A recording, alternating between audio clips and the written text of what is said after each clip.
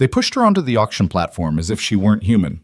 A widow, cradling her infant child, was being sold in the marketplace to pay off her deceased husband's debts. The crowd laughed. No one bid. Then a stranger stepped forward, paying off all the debts, without asking, without demanding. The whole town fell silent. But this is just the beginning. If this story touches your heart, like and comment the name of the city you're watching to let me know how far my story has come. Don't miss the next part. The morning they put Evelyn Hart up for auction, the sky over Blackstone Crossing was the color of a bad bruise. Yellowish at the edges, dark purple massing in from the west, the kind of sky that made old-timers check their roofs and bring their horses in. But nobody in the crowd gathered outside Mercer's general store was looking at the sky. They were looking at her. She stood on the wooden platform that Fletcher Gaines had dragged out from behind his land office the night before. The same platform they used for selling livestock at the Saturday market, which was not a coincidence anyone in that crowd bothered to pretend didn't mean something. Evelyn knew what it meant. She'd known since the moment Fletcher's deputy knocked on her door 2 mornings ago and slid the papers across her kitchen table with the particular kind of satisfaction that small men feel when delivering bad news to people they consider smaller. The debt was $740. Her late husband Gerald's debt technically accumulated over 18 months of bad harvests and worse decisions. A string of loans from the Blackstone Crossing Savings and Lending Company co-signed in her name without her full understanding of what that meant. Gerald had been good at a lot of things. Paperwork was not among them. Neither was admitting when he was drowning. He'd been dead 4 months, thrown from a horse on a night he had no business riding, drunk, most likely, though nobody said that out loud at the funeral. And now Evelyn was standing on a livestock platform in the center of Blackstone Crossing with Noah on her hip, and the debt was in her name, and the crowd that had turned out to watch numbered somewhere around 40 people. 40 people who could not look away. She was a large woman. She'd always known this, the same way she'd always known her eyes were brown and her hands were strong. Just a fact about herself, something she'd learned to carry without ceremony.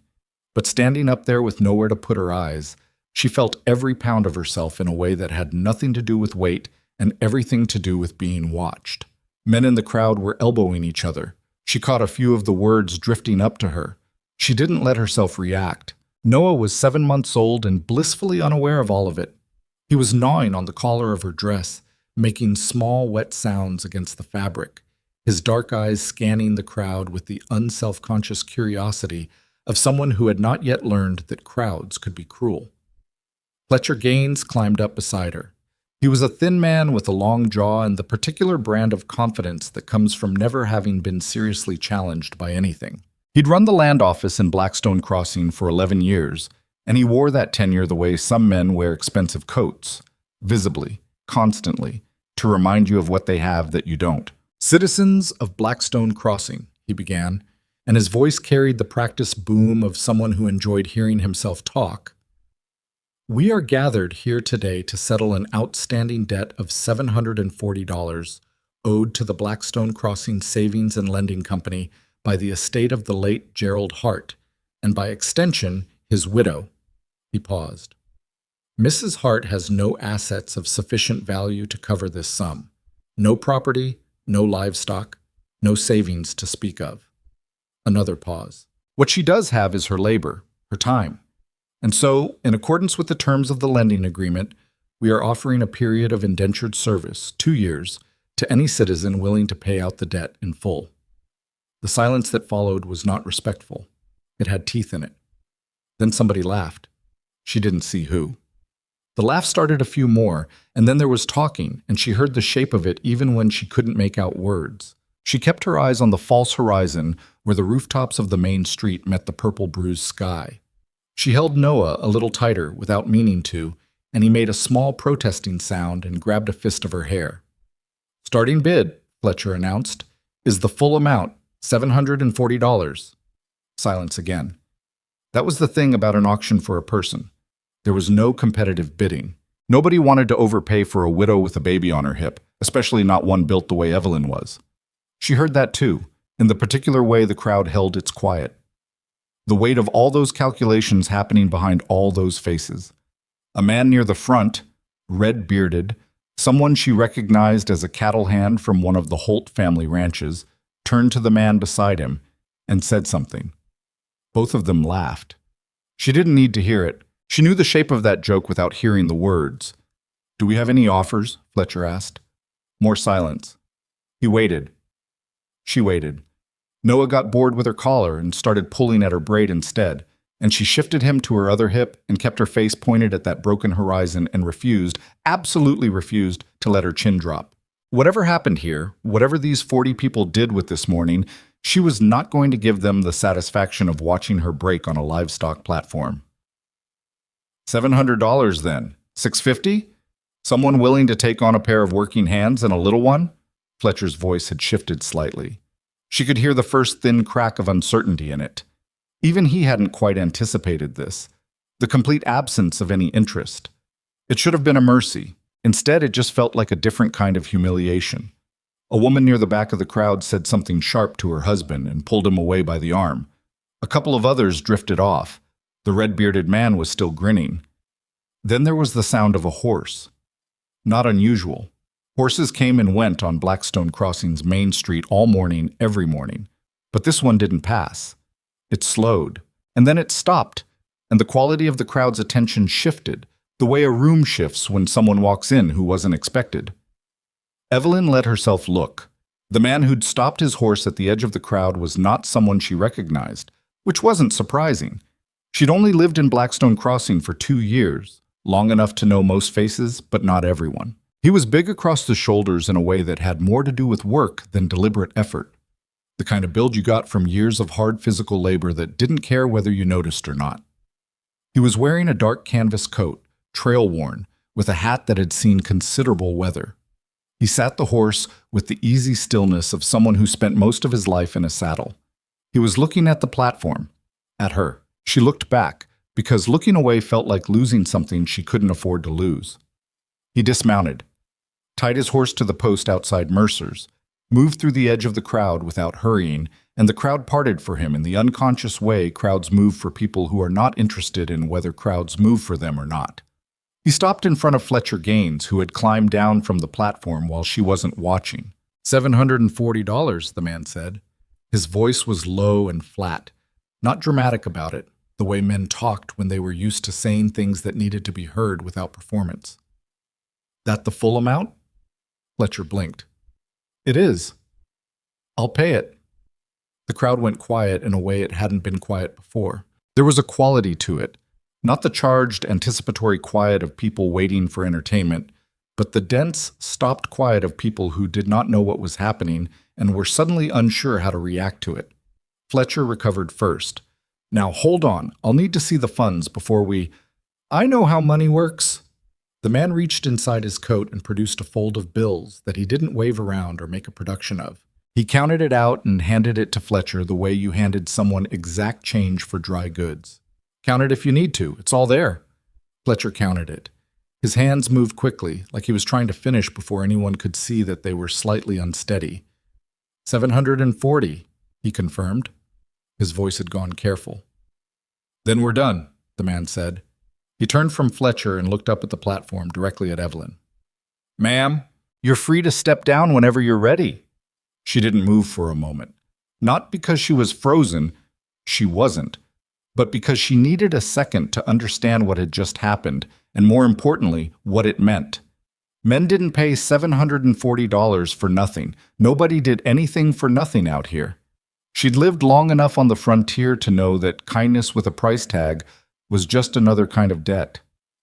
What do you want? She asked. Her voice came out steadier than she expected.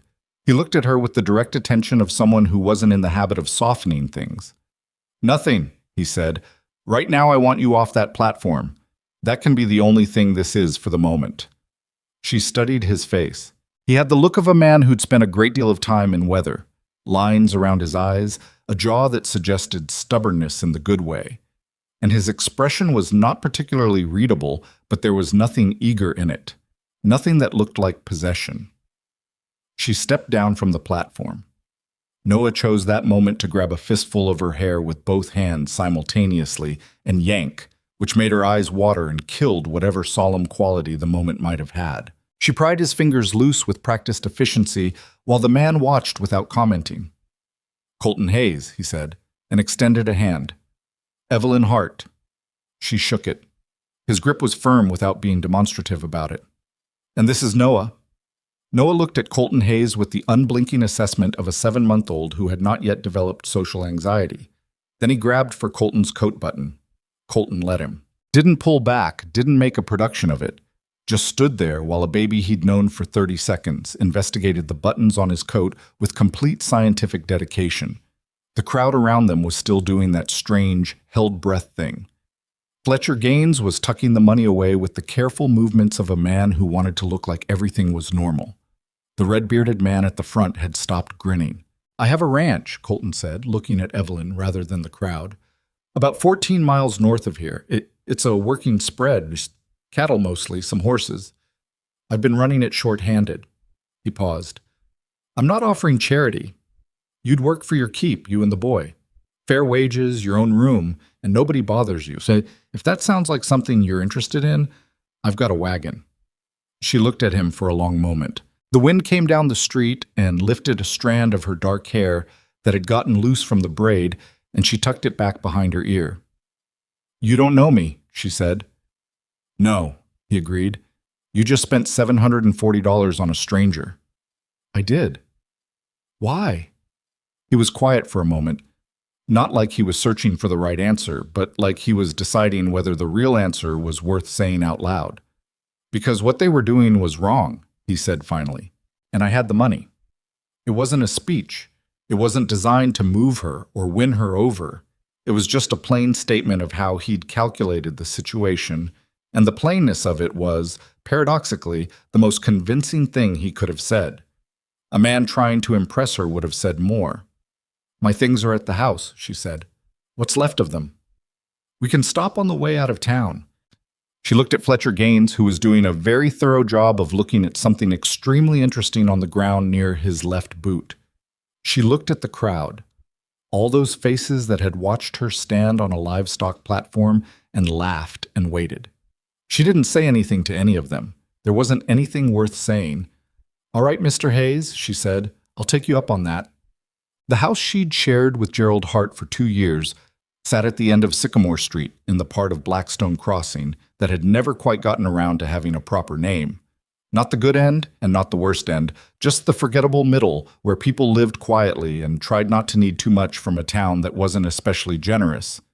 It was a small house, 2 rooms. She'd tried to make it something with the curtains she'd sewn from flower sacking and the kitchen garden she'd planted in the first spring and the rag rug she'd made the winter before Noah was born. But there was only so much you could do with 2 rooms and a leaking roof and a husband who had started drinking in earnest after the first bad harvest. She'd known Colton Hayes for about 20 minutes when she stood in the doorway of that small house and tried to figure out what to take. He waited outside with the wagon, which she appreciated more than she said. The inside of the house was hers. Whatever shape it was in, it was the shape of her life, and she didn't particularly want a near stranger's eyes on it. She took the curtains. She took the rug. She took the small box where she kept the things that were actually hers. Her mother's ring, the photograph of her parents taken the year before they died. $30 she'd saved without Gerald knowing about it, which she was no longer ashamed of. She took Noah's things, which amounted to more than everything else combined because babies required an improbable amount of equipment for beings who weighed less than 15 pounds. She packed 2 changes of clothing for herself. She took the good pot and left the rest. She stood in the middle of the empty room for a moment. 2 years of her life. The garden would go to seed without anyone to tend it. The curtains were already gone.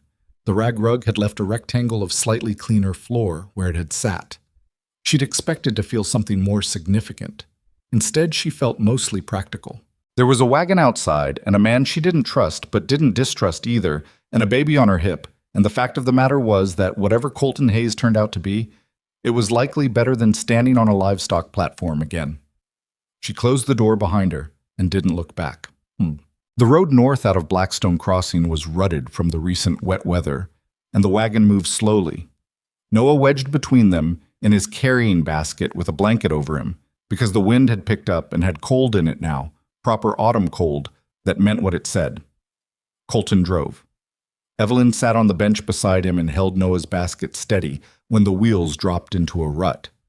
They didn't talk for a while. The silence wasn't comfortable exactly. She was too alert for it to be comfortable, too aware of this stranger beside her, and the 14 miles of road between her and whatever came next. But it wasn't hostile either. "You said fair wages," she said eventually. "What does that mean?"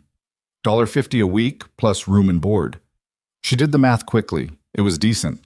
Not generous, but decent. The kind of number that meant he'd actually thought about it, rather than just saying something to get her in the wagon. "What kind of work?" "Whatever needs doing. I'm not particular about what's man's work and what isn't out there. Animals need feeding. Fences need checking. Food needs cooking. I've been doing it all myself since my last hand left in April." He paused. "You said you worked." "I worked." She'd said that on the platform. She realized, or maybe she hadn't said it aloud. Maybe Fletcher had. She wasn't sure what she'd said aloud and what she'd only thought. "I grew up on a farm. I know animals. I can cook. I'm not—" She stopped. "I'm not fragile." "I didn't think you were." She wasn't sure she believed him. Most men looked at her and thought something, and the something was usually connected to how she was built, and what they thought connected to that had never, in her experience, been particularly accurate. But she noted that he'd said it without hesitation, without the particular quality of a man trying to be kind about something, and she filed it away. "Is there anyone else at the ranch?" she asked. "No, just me." "No family?" "Not close by." She nodded. The wagon went over a particularly bad rut, and Noah's basket shifted, and she caught it, and he startled awake and looked up at her with the offended expression of someone who has been robbed of sleep and intends to register a complaint. She rocked the basket until he subsided. "He sleep through the night?" Colton asked, looking at the road. "Sometimes, not always. My mother used to say babies don't sleep through the night until they decide to. Said there's nothing you can do to make it happen faster." She glanced at him. Was she right? "I don't know. I don't have kids." A pause. "But she was usually right about most things, so probably." The road curved north, and the mountains appeared ahead of them, blue-gray and enormous, the lower slopes dark with pine already going brown at the edges from the first cold. The sky above them was that bruised color still, the purple mass moving closer from the west. "That storm's going to hit tonight," she said. "Tomorrow morning, I think." He studied the clouds the way people who lived outside studied things, seriously, with information. "We'll be home before it." Home. She noticed the word. He'd said it without thinking about it, she thought. Just the word for the place they were going, and he'd applied it to both of them as if it was already obvious. She didn't know what to do with that, so she didn't do anything with it. "Mr. Hayes," she said. "Colton. Colton." She tested the name. "I want to be direct with you about something." "Go ahead." "I'm grateful for what you did this morning. I don't know why you did it, and I'm still not entirely sure I believe it was what it looked like, but I'm grateful." She looked at his profile. The stubborn jaw, the weather-lined eyes, a small scar on his chin she hadn't noticed before. "I'm going to work hard, and I'm going to do what I say I'll do, but I'm not—" She stopped again, looking for the right words. "I'm not going to be something I'm not in order to be grateful enough. Whatever you're expecting from this arrangement, I need you to say it plainly." He was quiet for a long moment. The road ran between two stands of cottonwood that rustled in the rising wind, the leaves yellow and shaking. "I'm expecting you to work," he said. "Like I said, I'm not expecting anything else. And if you change your mind about that, I won't." "You might." He turned and looked at her directly for the first time since they'd left town, and there was something in his expression, not offense exactly, more like recognition of something he understood about. "Mrs. Hart," he said, "I've lived alone on that mountain for 7 years. The last thing I'm good at is saying things I don't mean. It's mostly pointless when there's nobody around to say them to." He turned back to the road. "I don't change my mind easy." She considered that. Noah had fallen back asleep with the rolling motion of the wagon, one fist curled under his chin, completely unbothered by any of this. "All right," she said. They drove the rest of the way in something that was still not quite comfortable silence, but was beginning, maybe, to approach it. The Hayes Ranch was not what she'd expected. though she wasn't sure what she'd expected.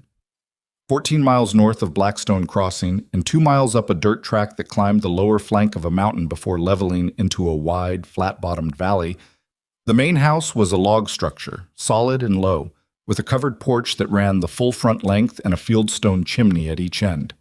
The barn behind it was larger than the house, which told her what mattered most to him. There were corrals to the east, a chicken house, a smoke shed, a root cellar with a door that needed new hinges. A creek ran along the western edge of the property, edged with cottonwood and willow gone golden with the season. It was not pretty in the way some places are pretty. It was functional in the way a thing is beautiful when it's been built by someone who understood exactly what they needed and built it to last. She stood in the yard while Colton unhitched the horses, Noah balanced on her hip, and she looked at all of it with the assessing eye she'd had since childhood, the eye that looked at a place and asked what it needed. The porch railing was loose on the left side. The kitchen garden had gone to weeds and frost-killed plants, but the soil looked good. The chickens needed their water changed. She could see the green tinge of it from here. Small things. The kind of things that accumulated when one man was doing the work of three. "I'll show you your room," he said, coming from the barn. Her room turned out to be a small addition off the back of the house, its own door to the outside, which she thought might have been deliberate on his part. A narrow bed, a chest of drawers, a window that looked east toward the corral. Not large, not much, but it was private, and it was hers. And there was a hook on the back of the door where she could hang Noah's basket at night. "I'll get a better crib built," he said from the doorway, not coming in, "before winter sets in. I'm not much of a carpenter, but I can manage a crib." She turned and looked at him. He was leaning in the doorway with his arms crossed, not taking up the room, just present in it the way he seemed to be present everywhere, without performance, without needing anything back from it. "You don't have to." "I know I don't have to." She looked at him for a moment. He looked back. Noah had gone heavy on her hip, that boneless weight that meant he was sliding back toward sleep, warm against her side. "Thank you," she said. "Not for the room, not for the crib, for all of it. For the whole improbable morning, and the wagon ride north, and the fact that she was standing in a room that was hers, at least for now." She meant it in a way she didn't entirely have language for. He nodded once. "Kitchen's down the hall. I'll start some supper." He turned and left, and she heard his boots on the floorboards going away, and then the sound of the kitchen, a stove being fed, the particular clank of cast iron, and she set Noah down on the bed and sat next to him and pressed the heels of her hands against her eyes for a moment. She'd held herself together through all of it. The platform, the crowd, the red-bearded man and his laugh, Fletcher Gaines and his boom of a voice reading her worth out to 40 people. All of it. She'd held herself together with the stubborn mechanics of a woman who'd learned a long time ago that falling apart was a luxury you couldn't always afford. She let out one long, shaking breath. Just one. Then she straightened up and tucked the blanket around Noah and went to see what she could do about supper. Eat. That first evening established the pattern before either of them had decided there would be a pattern. Colton had started a pot of beans and smoked pork on the stove, and she came in and looked at it and looked at what was in his larder, which was not empty but was the larder of a man who ate for fuel rather than pleasure. And she started in on cornbread while he went out to finish the evening chores. When he came back in, she had the table set and the cornbread done, and she'd found a jar of preserved tomatoes on a shelf and put those out too, and he stood in the kitchen doorway and looked at the table for a moment. "Haven't had a meal with more than one dish in a while," he said. "It's cornbread and preserved tomatoes." "Yeah." He went to wash his hands. Still. They ate. Noah woke up long enough to nurse and was put back down, and then they sat at the table in the kitchen with the lamp lit and the wind starting outside and ate beans and cornbread and preserved tomatoes and didn't talk very much, but the quiet between them was different from the quiet in the wagon, less guarded, as though the act of sharing a meal had renegotiated something without either of them having to agree to it. "You cook like this for yourself?" she asked, meaning the beans, meaning the stove, meaning someone who'd been living out here alone for 7 years. "When I remember to." "When you don't?" "Crackers, dried meat." He looked up at her from across the table. "It's not a good way to live." "No," she agreed. She did the dishes. He dried.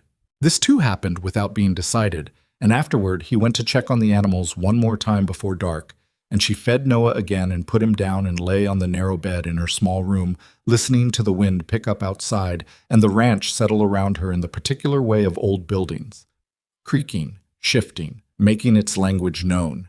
She thought about the morning, about 40 people watching her on a platform, about a stranger's voice saying $740 with the same tone you'd use to order lumber.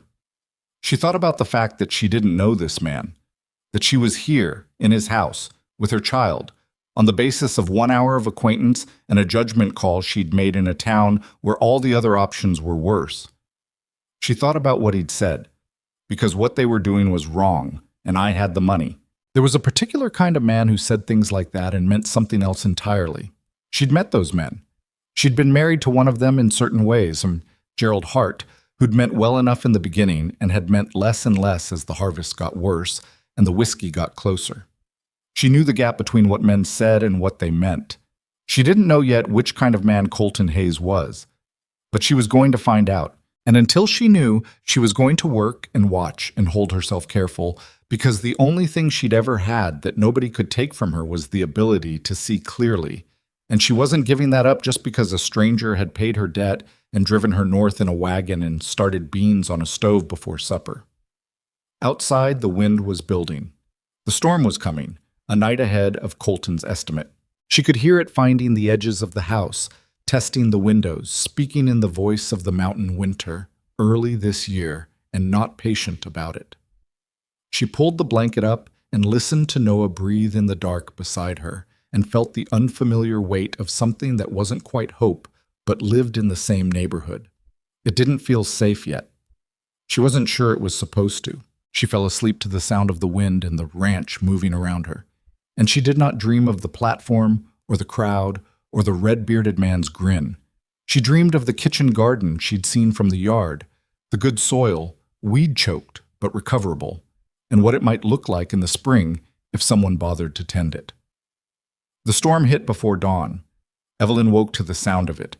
Not gently, not gradually, but all at once, the way mountain weather arrived without apology. The wind had found every gap in the log walls and was speaking through them in a low, persistent moan, and the temperature in her small room had dropped enough that she could see her breath when she sat up.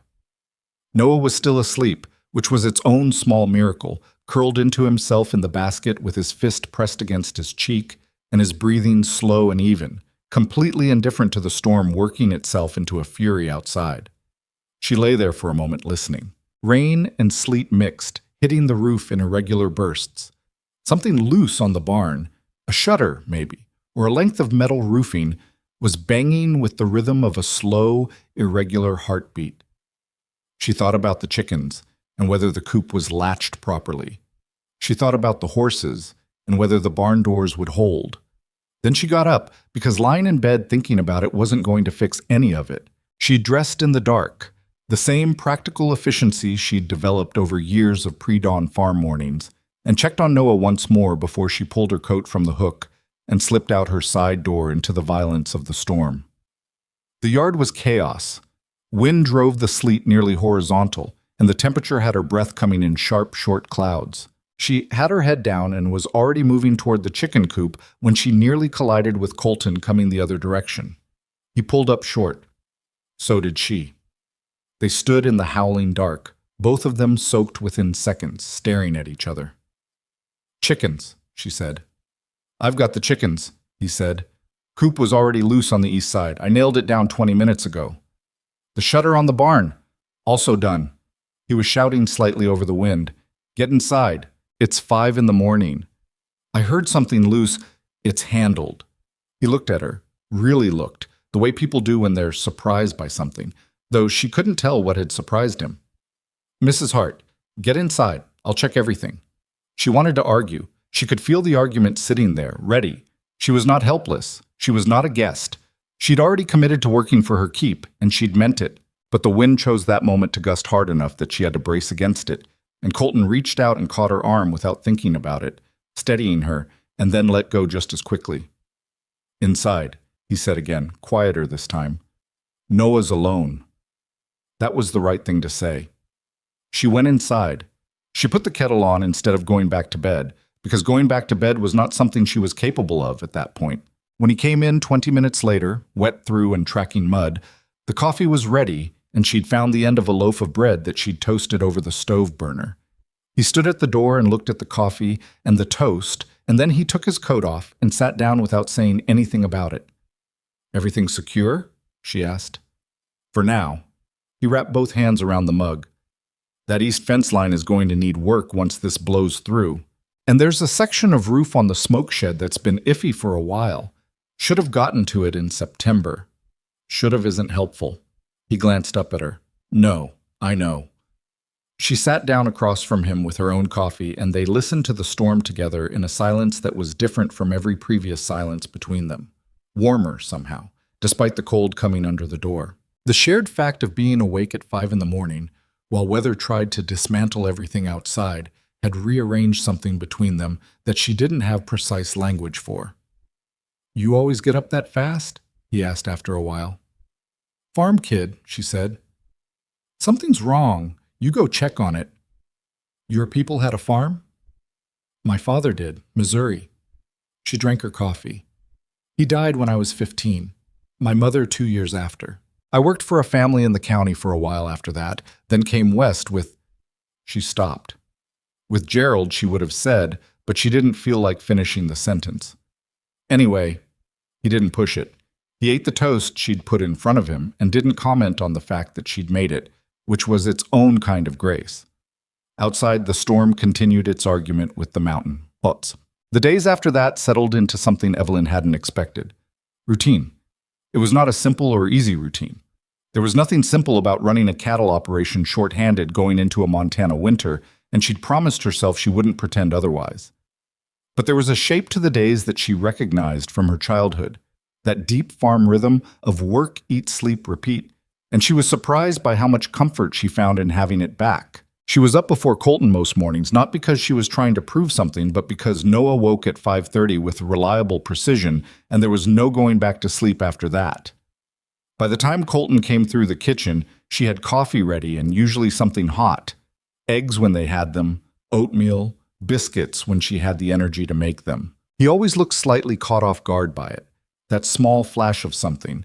Not surprise exactly, more like the face of a man remembering something he'd forgotten was possible.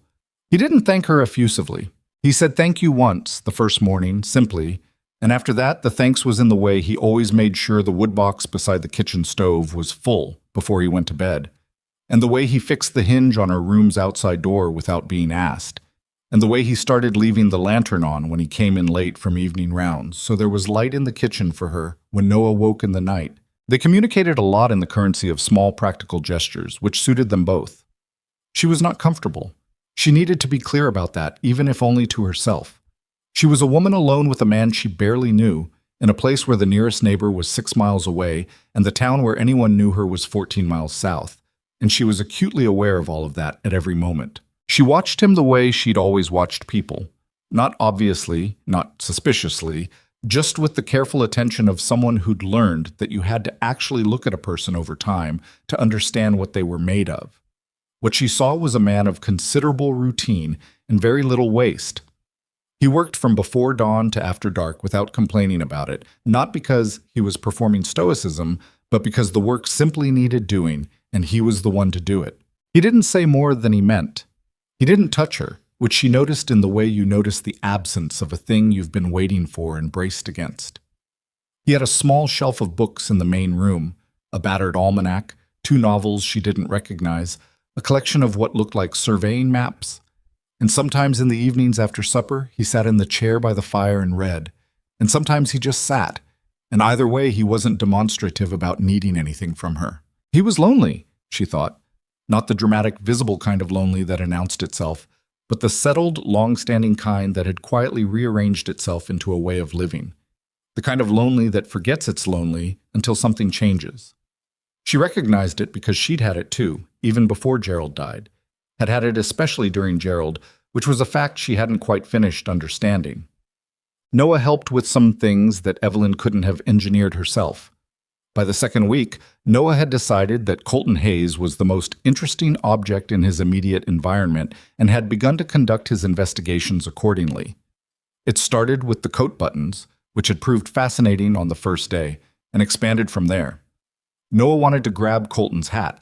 He wanted to investigate the buckles on his work belt. He stared at the man with the focused, unblinking intensity of an infant conducting primary research. And when Colton came into his line of sight, Noah would go completely still for a moment and then produce a noise that was somewhere between a squawk and a greeting. Colton handled this with the practical care of someone who'd spent time around animals. Calm, direct, not overly demonstrative. He didn't do the high-pitched voice some adults got around babies. He just talked to Noah the same way he talked to everything else, straight and even, and Noah seemed to appreciate this approach, or at least responded well to it. The first time Colton picked Noah up without being asked, Evelyn was elbow-deep in bread dough, and Noah had been fussing for 20 minutes, and she hadn't been able to stop because the bread was at a stage that required attention. She heard the fussing stop and turned to find Colton standing in the kitchen doorway holding Noah against his shoulder, with the careful competence of a man who had clearly held an infant before, even if not recently. Noah had grabbed a fist of Colton's collar and was chewing it with tremendous satisfaction. "He'd do that to everything?" Colton asked, looking down at the collar with mild resignation. "Mostly," she said. "His gums are bothering him." "Ah." He shifted Noah slightly, and Noah transferred his attentions from the collar to Colton's chin, grabbing at the stubble there with fascinated fingers. Colton didn't flinch. "Should I be doing something about this?" "Just hold him. He'll get bored eventually." She turned back to the bread. "You've held a baby before." It wasn't quite a question. He was quiet for a moment. "My sister had 3, he said. "I was around for the first one mostly, before I came out here." "Where's she?" "Iowa. We write sometimes." A pause. "Not as much as we should." She folded the dough and didn't say anything. She could feel the shape of that, the distance, the years, the way lives that start together end up in separate geographies, and the letters get shorter, and the time between them longer, not because you don't care, but because living is relentless and the miles are real. "Do they know where you are?" she asked. "Your family?" "They know I've got a ranch in Montana." "The specifics aren't, they worry." I stopped giving them the specifics. "That's kind of you," she said, and meant it without irony. "My mother used to say you only tell people things they can do something about. Worrying 6 states away doesn't help anyone." He looked at her. "That's a practical philosophy." She was a practical woman. Noah had given up on the chin and was doing the heavy-lidded swaying thing that meant sleep was coming whether he cooperated or not. Colton swayed with him, unconsciously matching the rhythm, the way people do when they're holding something that needs to be held, and she watched him do it for a moment before turning back to her bread. The kitchen was warm. Outside it was still iron cold.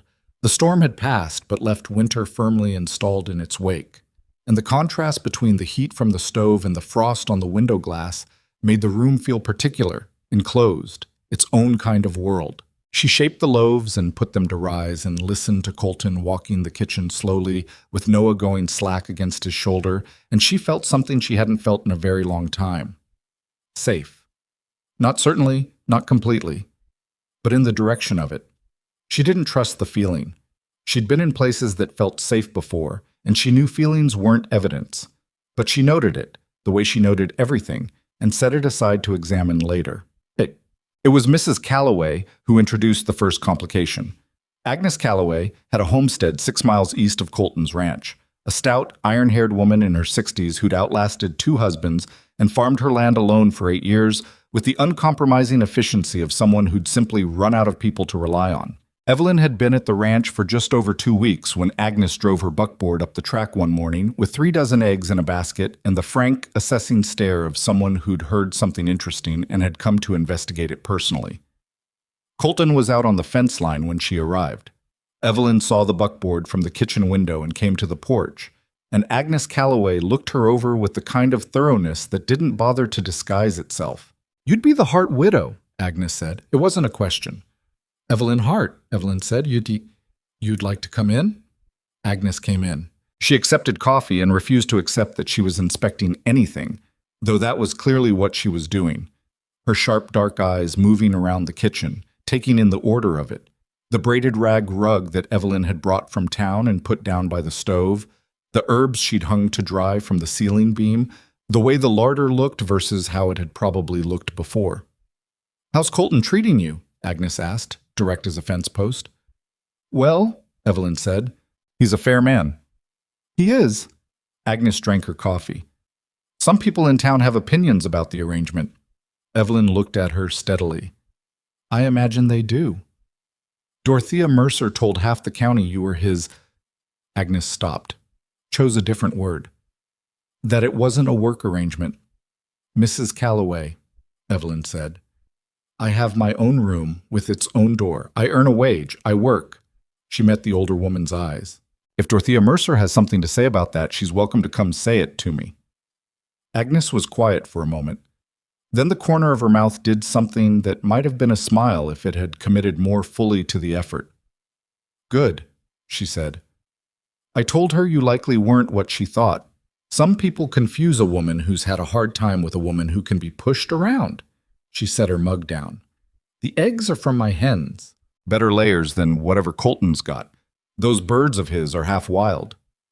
"I noticed," Evelyn said. "Thank you. I'll come back in 2 weeks. I've got preserved beans and apple butter I put up in September, more than I need alone."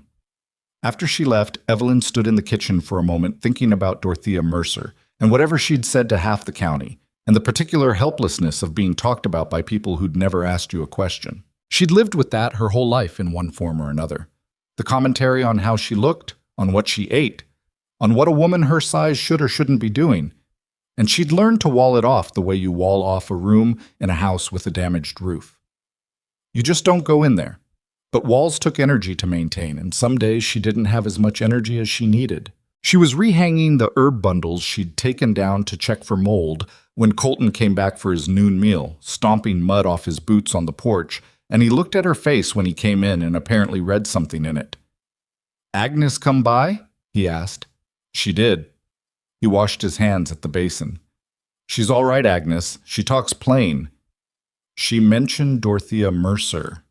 He dried his hands with a slowness that suggested he was choosing his next words with some care. "Dorothea Mercer runs Mercer's General Store and considers herself the record keeper of everyone else's business in a 50-mile radius." "What's she saying about me?" He turned around and leaned against the counter, looking at her directly. "That you've set yourself up comfortably with a man who paid for you." He said it bluntly, without dressing it up, which she appreciated even though the words sat bad. "That's the general shape of it." "And what are you saying?" she asked. "When people ask you." "That you work for your keep, that it's no one else's business." He paused. "That they can mind themselves." "That probably doesn't help the talk." "No," he agreed, "but I'm not in the habit of managing what other people say." She looked at him. He was watching her with that steady attention of his, not defensive, not looking to be reassured, just waiting to see what she'd do with the information. "Does it bother you?" she asked. "The talk? Does it bother you?" It was a genuine question, not deflection. She thought about it honestly. "Yes," she said. "Not because I care what Dorothea Mercer thinks, but because I know what people decide about a woman when they've already made up their minds about her, and there's nothing you can do to change it except outlast it." She turned back to the herbs. "It's tiring, being something people have already decided you are." The silence behind her was different from his usual silences, more weighted. "I know something about that," he said. She turned to look at him. He wasn't elaborating. He'd said it, and he'd meant it, and evidently that was all he intended to give on the subject, and she found that she respected it rather than resenting it. She understood the principle of saying just enough. She served lunch, and they ate, and the talk didn't get resolved because there wasn't anything to resolve. It was just a fact of their situation, like the cold and the fence line and Noah's teething, and they dealt with it the way they dealt with the other facts, by working and not falling apart about it. The confidence thing was harder. She knew she worked hard. She'd always known that about herself. She was not a woman who spared herself effort, and out here, where the ranch needed constant attention and the winter was not patient about unfinished work, that quality mattered. But there was a difference between knowing you worked hard and being able to hold yourself as someone whose presence was unreservedly welcome. She caught herself doing it sometimes, The small, apologetic shrinking, moving out of the way when she didn't need to, making herself smaller in a room that had space for her, asking permission for things she had the right to simply do. She'd developed it over years of being in rooms where she was always somehow the wrong size, where the world was arranged for bodies that weren't hers, and she'd learned to accommodate that arrangement with the quiet efficiency of a person who'd stopped expecting anything different. Colton noticed. She was reasonably sure of that, though she couldn't have said how she knew. He didn't say anything about it. What he did was quieter and more effective. He consistently made space for her in the practical geometry of the work in ways that treated her presence as simply part of how the ranch operated. He asked her opinion about the cattle rotation and then used her answer. He let her make decisions about the kitchen stores without checking behind her. When she said the east pasture fence was in worse shape than the map showed, and they should move the heifers before the next cold snap, he moved the heifers. Small things, but they accumulated the way small things do. About 3 weeks in, she was in the barn working through the tack.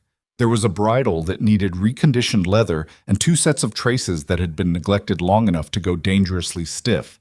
When Colton came in and found her deep in the work, her hands black with oil, her hair escaped entirely from its braid and hanging in her face because she hadn't had a free hand to push it back for the last 20 minutes. He stood in the barn doorway, and she didn't see him at first, absorbed in the particular stubbornness of a dried-out buckle that was resisting the oil.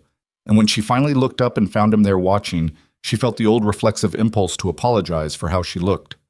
She didn't. She pushed the hair out of her face with the back of her wrist and said, "The traces on the left side of the double harness are worse than the right. They're going to need new stitching through the middle section before you use them again." He came in and crouched beside her and looked at the section she was pointing to. He smelled like cold air and horses. "I've got harness thread somewhere. I'll look tonight." "I can do the stitching if you find the thread." He looked at her, not at the tack, at her. "You do harness work?" "Farm kid," she said, the same way she'd said it the morning of the storm. He almost smiled. It was a very small almost, but she'd gotten better at reading his face and she saw it. "You're going to keep reminding me of that when you can do something I didn't expect." "Probably," she said. He sat back on his heels and looked around the barn, at the order she'd been working toward in here. The tack rehung properly, the tools she'd sorted and put back, the hay she'd restacked against the east wall where it would stay drier. He didn't say anything about it immediately, just looked at it with the face of a man accounting for something. "This would have taken me a week to get to," he said finally, "if I'd gotten to it before snow." "You had the fence line." "I had a lot of things." He was quiet for a second. "I should have had help sooner. I kept thinking I could manage." "Can I ask you something?" she said. "Go ahead." "Why didn't you hire someone? You've been here 7 years. You must have known you needed another hand." He was quiet for longer this time. She'd learned that his long pauses were usually worth waiting for, that he wasn't stalling but actually thinking, which was rarer than it should have been in her experience with men. "I hired 2 men, years back," he said. "First one stole from me. Not much, but enough that I noticed and couldn't trust him after. The second was a good worker, but he had a drinking problem and it got bad over the winter. I had to let him go in March and he was in a bad way when I did, and I didn't feel good about that." He looked at the bridle in her hands. "After that I kept thinking the next person I'd bring on, I'd need to be sure about. And the longer you're sure you need to be, the longer you wait." "And then you rode into Blackstone Crossing on the wrong morning," she said. "Or the right one," he said. He said it quietly, like he wasn't sure he was going to say it until he had. The barn was warm from the bodies of the horses and the banked heat of the south-facing wall that caught afternoon sun, and Noah was asleep in his basket wedged between 2 hay bales with Evelyn's coat over him, and outside the world was iron cold and the mountains were going white, and she was sitting in a barn with blackened hands working oil into old leather, and it was— She searched for the word. It was not perfect. The tack was half ruined and there was a section of roof that still needed work, and Dorothea Mercer was somewhere in Blackstone Crossing maintaining opinions, and she didn't know yet what kind of winter this would be. But she was here. She'd chosen here, or something like choosing, and the choosing felt increasingly less provisional. She handed him the section of trace leather. "Hold this end while I work the oil in. It'll go faster." He took the leather. His hands were bigger than hers. the knuckles scarred in the way of hands that had had a lot of hard seasons, and he held his end steady while she worked her end, and they didn't say anything else, and the horses shifted in their stalls, and Noah slept, and outside the November wind moved through the pine trees in the long, continuous note of the mountain, indifferent and not unkind. The crib appeared one morning at the start of the 4th week. She didn't see him build it. He must have done it in pieces. In the evenings when she'd already put Noah down and was in her room, or in the early mornings before she was up. It was not a beautiful crib. He'd said he wasn't much of a carpenter, and that was accurate. The joints were slightly uneven, and he'd clearly had to recalculate the dimensions at some point because there was a section on the left side where the wood didn't quite match, but it was solid. It was obviously solid. So the solidity of something built by a person who cares primarily that a thing works, and works safely. He'd lined the inside with a piece of wool blanket, tucked in smooth. He'd sanded the edges until they were soft. There were no splinters anywhere she could find. She stood in her doorway, looking at it for a long moment with Noah on her hip, and she did not cry. But it was a close thing, closer than the platform had been, which told her something she wasn't quite ready to examine yet. She went and found him in the yard where he was splitting wood with the mechanical efficiency of a man who could do it in his sleep, which he probably could. "The crib," she said. He kept splitting. "I said I'd get to it. It's good work. It's adequate work." He set another log. "The left side's off by about half an inch. It won't matter, but it bothers me." She looked at the side of his face, the way his jaw worked when he was concentrating, the small scar on his chin she'd been noticing since that first day. She thought about what kind of man spent his evenings building a crib for another man's child, without mentioning it, without making anything of it, and then criticizes the half-inch discrepancy in the left side instead of waiting for thanks. "Colton," she said. He stopped, looked at her. "Thank you," she said. Just that. He held her gaze for a moment in the cold morning air, and she saw something shift in his face. Not dramatically, not like a wall coming down, but like a small window opening. "You're welcome," he said, and went back to the wood. She stood there a second longer than necessary, then turned and went back inside, and the cold followed her in and the door closed against it, and the morning continued on its way, imperfect and ordinary and, she was beginning to allow herself to think, hers. The morning Colton rode out to repair the upper fence line, the sky was the particular flat white of a sky that has made up its mind. He'd mentioned it the night before, briefly, the way he mentioned most things. Matter of fact, no drama attached to it.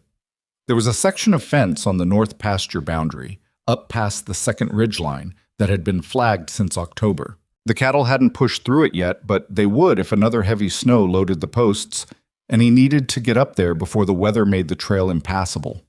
2 days of work, maybe 3, depending on how bad the damage was. He'd camp at the line shack near the ridge. "How's the sky look to you?" Evelyn had asked. She was at the stove. She'd learned to read this sky over the past 6 weeks, the way it shifted color in the afternoons, the particular quality of cloud that meant serious business. "It'll hold 2 days. He was checking the supplies he'd packed. "Storms 3, maybe 4 days out." She looked at the window. The light through it had that flat, pressed quality she'd come to distrust. "I think it's closer than that." He looked up at her. A pause. "You might be right. I'll move fast." She'd wanted to say something else. She'd stood at the stove with the spatula in her hand and felt the shape of the objection.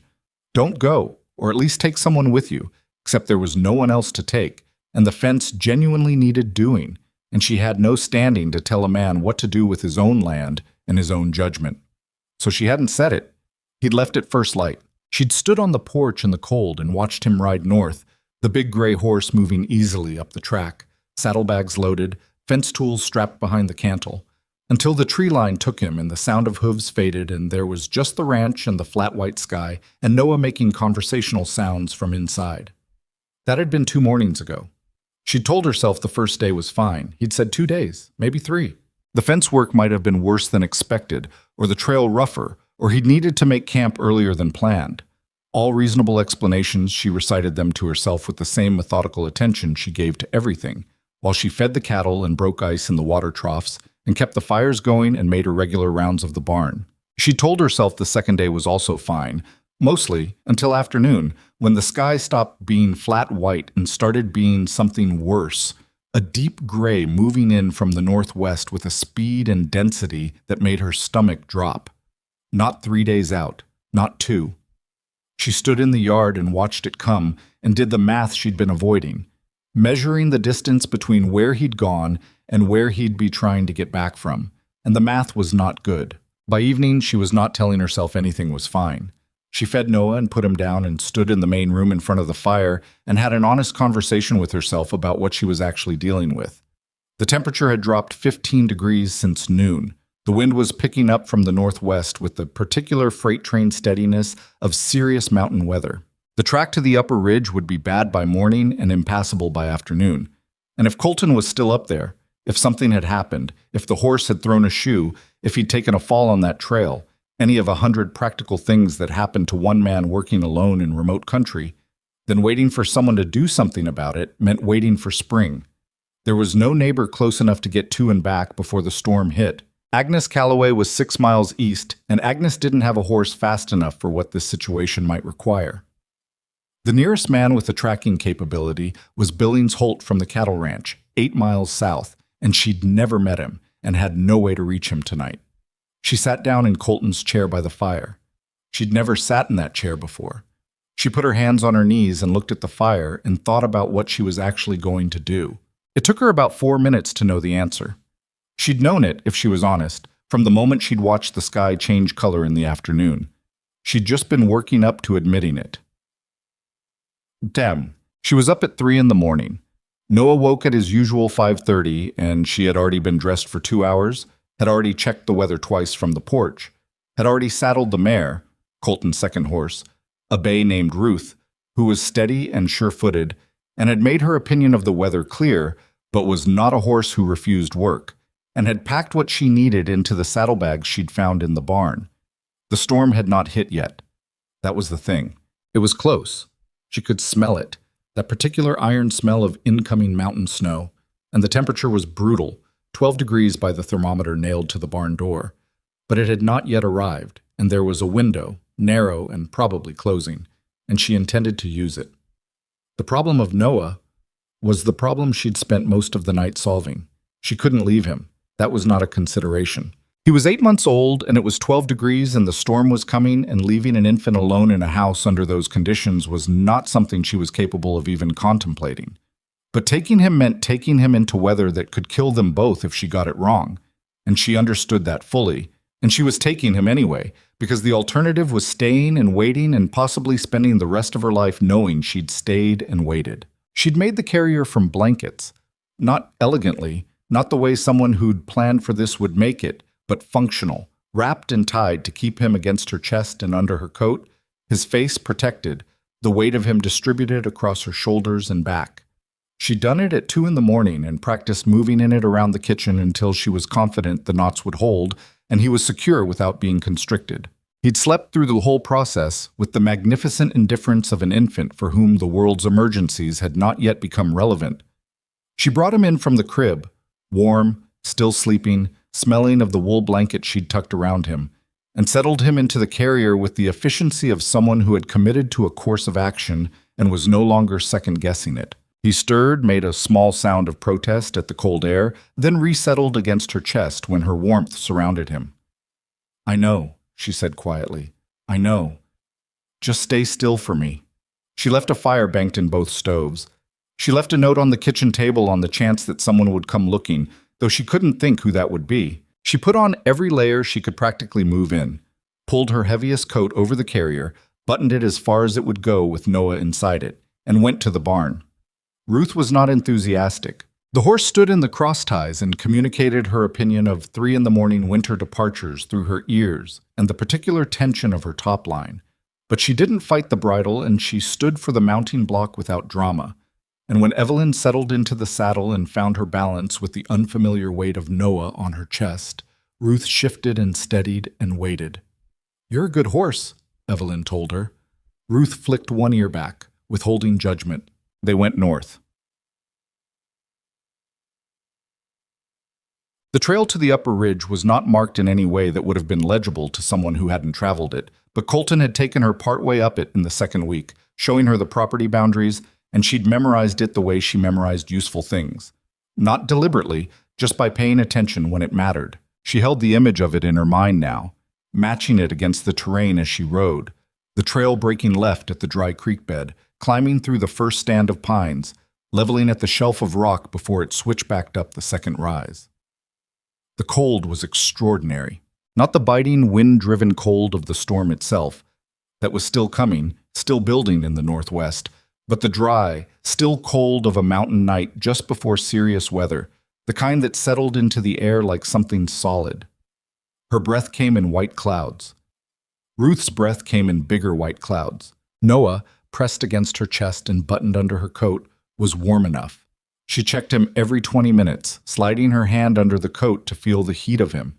And every time he was warm, slightly damp with that particular baby warmth, occasionally stirring to snuffle against her chest and then going still again. She talked to him while she rode, not about anything specific, about the trail, about what she was seeing, about the stars visible in the gaps between the pine branches overhead, sharp and cold as chips of ice. Talking helped keep her focused and helped keep her voice steady, and she needed both of those things. An hour in, the first flakes came. Not the bulk of the storm, not yet. Just the advanced scouts, the light, exploratory flakes that fell without accumulating, tasting the air. But she looked at them and urged Ruth to move a little faster, and the horse responded, which confirmed that Ruth had her own opinion about the timeline here, and it matched Evelyn's. The line shack was another hour ahead if the trail was clear. Maybe more, if the overnight cold had iced the switchbacks. She bent low over Ruth's neck on the steeper sections, shifting her weight forward, Noah pressing against her collarbone, and she stopped thinking about anything except the next 10 feet of trail, the next corner, the next solid placement of Ruth's hooves. She almost missed the gray horse. She was rounding the upper switchback, the one that bent sharply left above a steep drop into a creek drainage, when Ruth stopped without being asked. The mare's head came up, ears forward, and Evelyn followed her look and saw, through the snow-dusted pine branches on the left side of the trail, a shape that resolved slowly into Colton's gray horse, standing ground-tied in a small clearing about 30 feet off the path. Ground-tied.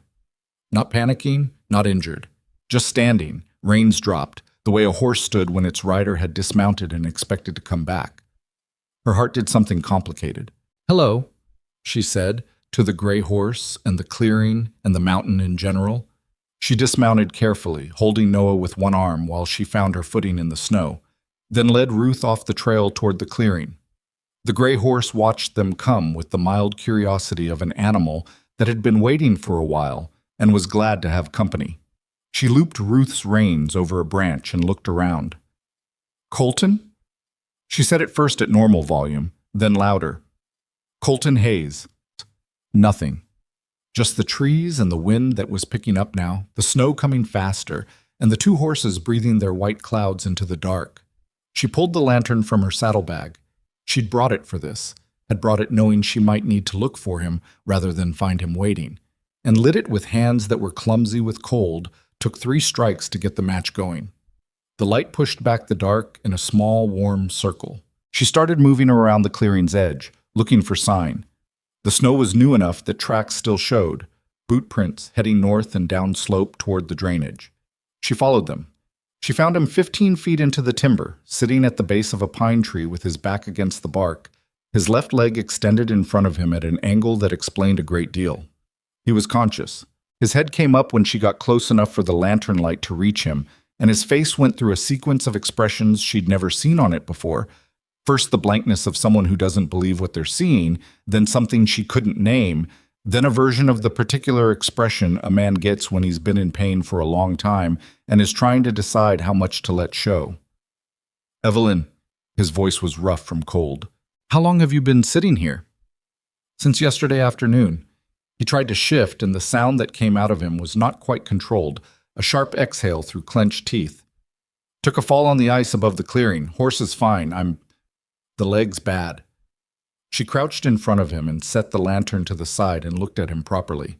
He was pale under the cold reddened skin of his face, and his eyes were too bright, and she recognized the particular quality of a man who had spent considerable hours in pain trying to keep himself together out of sheer stubbornness. His left leg was splinted.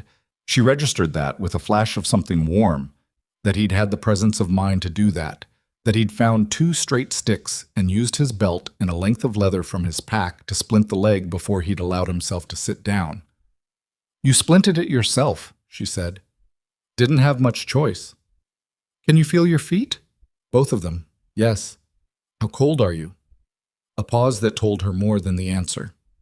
"I've been colder." "That's not what I asked." "Cold enough that finding you standing in front of me with a lantern seemed like something I might have imagined," he said. "Which tells you something." She opened her coat. Noah was awake now, looking out at the lantern light and the trees, and Colton with the bright, unbothered attention of an infant for whom nighttime was the same as daytime. She felt Colton's gaze go to the baby, and she watched his face process the fact that she had brought him, had come up a mountain trail in the dark with a baby strapped to her chest. And the expression that moved through his face for that moment was not something she could fully read, but it went deep. "You brought him," Colton said. Flat, not accusatory, just the fact of it. "I wasn't leaving him at the ranch alone." "You came up here?" "Yes." "Evelyn, the storm." "I know about the storm. I've been watching it since yesterday afternoon." She was already opening one of the saddlebags, pulling out the extra blankets she'd brought, the flask of coffee that was probably barely warm by now, but would be something. "I watched it the same time I watched you not come home and do the math about what that might mean. The storm is maybe an hour out. We need to move." He looked at her. She looked back. She could feel him working through it, the argument he wanted to make about risk, about the baby, about her having ridden up here in the dark, and the counter-argument, which was the simple fact that she had found him sitting in the snow with a badly broken leg, and without her he was going to be there considerably longer. "Okay," he said, not easily, not happily, but he said it. Getting him on the horse was the hardest physical thing she'd done since labor. His leg was broken below the knee. That was her best assessment from the feel of it through his trouser leg, which she did not remove in this cold. She was not stupid. And the splint he'd made was adequate but not wonderful, and every movement jarred it. He was not a small man, and she was working in lantern light in a snowstorm with a baby tied to her chest, and there was no graceful way to do this. "Tell me what helps," she said. "And tell me what doesn't. I can't see what you're feeling."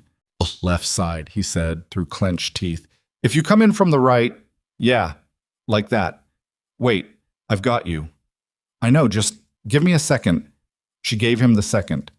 The snow was coming steadily now, the wind with it, the flakes no longer exploratory but committed, building on the brim of her hat, on Colton's shoulders, on the pine branches above them. Ruth stood close and patient. The gray horse had followed them out of the clearing and stood nearby, close enough to be present without being underfoot, which was more social intelligence than some people managed. They got him up. They got him to the gray horse. Getting him into the saddle took 3 attempts in language that she filed away for later consideration, and when he was finally up and settled, the grayness of his face was stark enough that she made him drink the barely warm coffee before she let him do anything else. "Drink it." "I'm fine." "You've been sitting in the snow for a day and a half with a broken leg, and you think you're fine because you've talked yourself into believing it. Drink the coffee, Colton." He drank the coffee. A muscle worked in his jaw. Then he looked down at her from the saddle. The height difference was considerable from this angle. Him up there and her standing in the snow below. And there was something in his expression, an openness that she'd never seen on it before, like weather had gotten into a room that was always kept closed. "You came up here," he said. Not for the first time, but with a different quality, like he was only now reaching the actual bottom of what he meant by it. "I wasn't going to wait," she said. "That's all." "You didn't know what you'd find." "No." "You did it anyway." She looked up at him. Snow was coming down between them, steady and fine, and Noah was making small sounds against her chest, pressing his face into the warmth of her coat, and the storm was building at their backs. She felt the weight of what he was saying, not just the facts of it, but the underneath of it, the question wrapped inside the statement, the thing he was really asking, which was whether she'd done it for him, specifically for the particular man on that horse, or just because it was the right thing and she was built to do right things. "Let's get off this mountain," she said. And then we'll talk. The ride down was slow and tense, and she would not have been able to say afterward exactly how long it took. She led the gray horse, Colton in the saddle, holding himself together through sheer will, and Ruth followed behind without needing to be led, the three of them moving down the switchbacks in the building storm with the single-minded focus of creatures that want very much to be somewhere else. She watched the trail. She watched Colton. She checked Noah every 15 minutes, that slide of her hand under her coat, and he was warm. He was always warm against her, occasionally fussing and then settling when she hummed something tuneless at him in the dark. Colton didn't talk much on the way down, which she expected. What he did, twice when the trail was level enough that she could walk beside the gray horse rather than in front of it, was reach down and put his hand briefly on her shoulder. Not gripping, not needing her support in a physical sense, just a contact, deliberate and brief. The language of a man who had something to say and no words yet for it. She didn't pull away. She didn't make anything of it. She just let it be what it was and kept walking. They reached the ranch at some point in the deep dark that lived between midnight and dawn, the storm in full voice now, wind driving the snow horizontally across the yard. She got Colton into the house and onto the bed in the main room. She was not about to get him up the stairs in this condition, and got both stoves fed and blazing before she let herself do anything else. Noah was fully awake by then, indignant about the cold and the disruption, and she sat on the edge of the bed and nursed him while she looked at Colton and thought about what came next. He lay with his eyes half open, the grayness starting to ease from his face in the warmth, watching her with the particular stillness of a man who has stopped pretending about something. "You need a doctor," she said. "I know. Tomorrow when it clears. I'll go to Agnes in the morning. Her son can ride to Blackstone Crossing for Dr. Fielding. Agnes Calloway's son is 14 and doesn't like horses. He'll manage." She shifted Noah to her other side. "The bone didn't break through the skin. That's something." "How do you know that?" "I felt it when I checked the splint." "You did good work with the splint, by the way, for a man who was alone and in shock." "I wasn't in shock. You were in shock." She looked at him directly. "Colton, you were sitting in the snow half delirious when I found you. That's shock. It's all right to have been in shock." He was quiet for a moment. Then slowly, as if the admission was coming from somewhere that didn't have a lot of practice opening. "I thought I might be there until the storm passed. 2, 3 days. I was trying to figure out how to manage that. And if I hadn't come, I would have managed it, probably." A pause. "But I won't pretend it was looking good." She nodded. Noah had fallen asleep again, warm and milk-drunk, and she settled him against her and looked at the fire and thought about what she was going to say and whether she was going to say it. "When I saw your horse in that clearing," she said, "ground-tied, no rider, I didn't know what I was going to find." She stopped. "I need you to understand something. I came up that mountain because I couldn't stay here. Not because it was the sensible thing, not because it was my job, because I couldn't make myself stay here while you were out there, and I need you to know that's what it was." She didn't look at him while she said it. She looked at the fire. He said her name, just that. "Evelyn." She looked at him then. His face was open in the way it had been in the clearing, but more so. The weather fully in the room now, no door left to close it back out. He looked tired and pale and real and like himself, and he looked at her with the expression of a man who has been trying to keep himself at a careful, managed distance from something, and has just been informed by circumstances that the distance is gone. "I've been telling myself things," he said. His voice was rougher than usual, and not just from cold. "About what this is. You and Noah being here. What it should be and what it isn't and what's not my right to want. What have you been telling yourself? That you needed a safe place. That it was a business arrangement. That you'd had enough of men making decisions about your life, and the last thing you needed was me." He stopped, breathed. "The last thing you needed was me complicating things." The fire popped. Outside, the storm was running its full force now, the wind shaking the windows, snow building against the glass. "You're not a complication," she said. He looked at her. "You're the reason I went up the mountain," she said. "Not the arrangement, not the roof over my head. You." The silence between them was different from every other silence they'd shared, and they'd shared quite a few by now. This one had no guardedness in it, no management. Just the two of them in the firelight with the storm at the windows, and Noah sleeping between them on the bed, and 7 weeks of careful small gestures and watched faces and things said plainly and things not said at all arriving together at this. He reached for her hand. She let him take it. His hand was cold still, despite the fire, and hers was cold from the ride, and they were both of them damaged in different ways that hadn't fully healed and might not ever fully heal, and neither of them said anything for a long time, but he held her hand and she held his, and the storm did what storms do, and the fire did what fires do, and the space between them that had been so carefully maintained collapsed entirely and simply did not rebuild. He didn't kiss her. She didn't expect him to. Not tonight, not in this condition, not with everything still raw and the road they'd both taken to get here still very much underfoot. What he did was hold her hand and look at her with all the walls down, and she looked back the same way, and it was, she thought, the most honest she'd been with anyone in years. Maybe ever. "We'll talk properly," he said. "When I can think straight." "When you can think straight," she agreed. "I meant what I haven't said," he said. "I want you to know that." She squeezed his hand once. "I know," she said.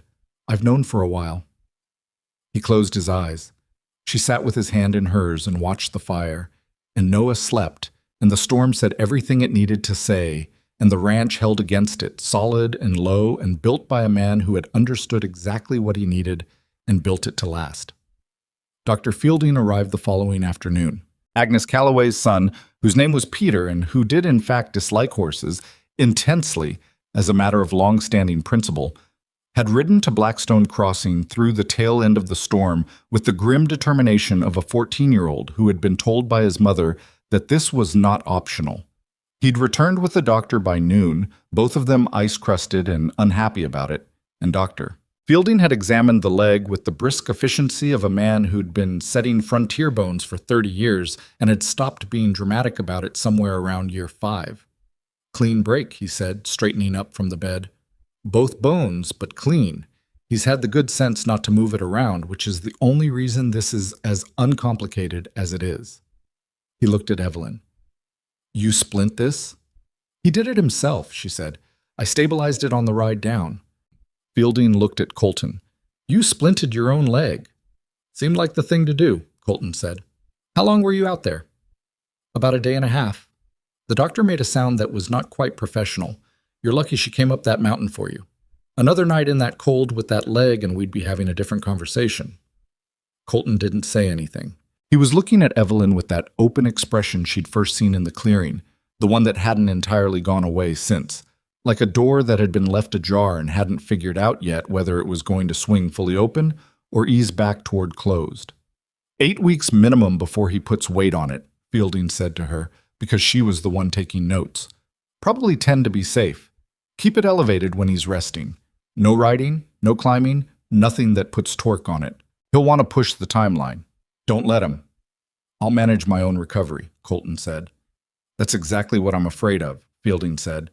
He repacked his bag and accepted the payment she offered from the household money without discussion, and was back on his horse and headed south before the light started going. That night, after Peter Calloway had also gone home and the ranch had gone quiet again, Evelyn sat in the chair beside the bed in the main room where Colton was propped up on every pillow she could locate, his leg elevated on a folded blanket roll, and she looked at him and said, 8 weeks. I heard him. The cattle still need feeding. The fences still need checking. The water troughs freeze every morning. I know.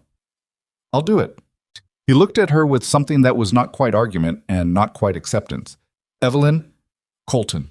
She said it the same way he'd said her name in the clearing, flat and complete. I know how to do all of it. You've watched me do most of it for 6 weeks. This isn't me offering to help.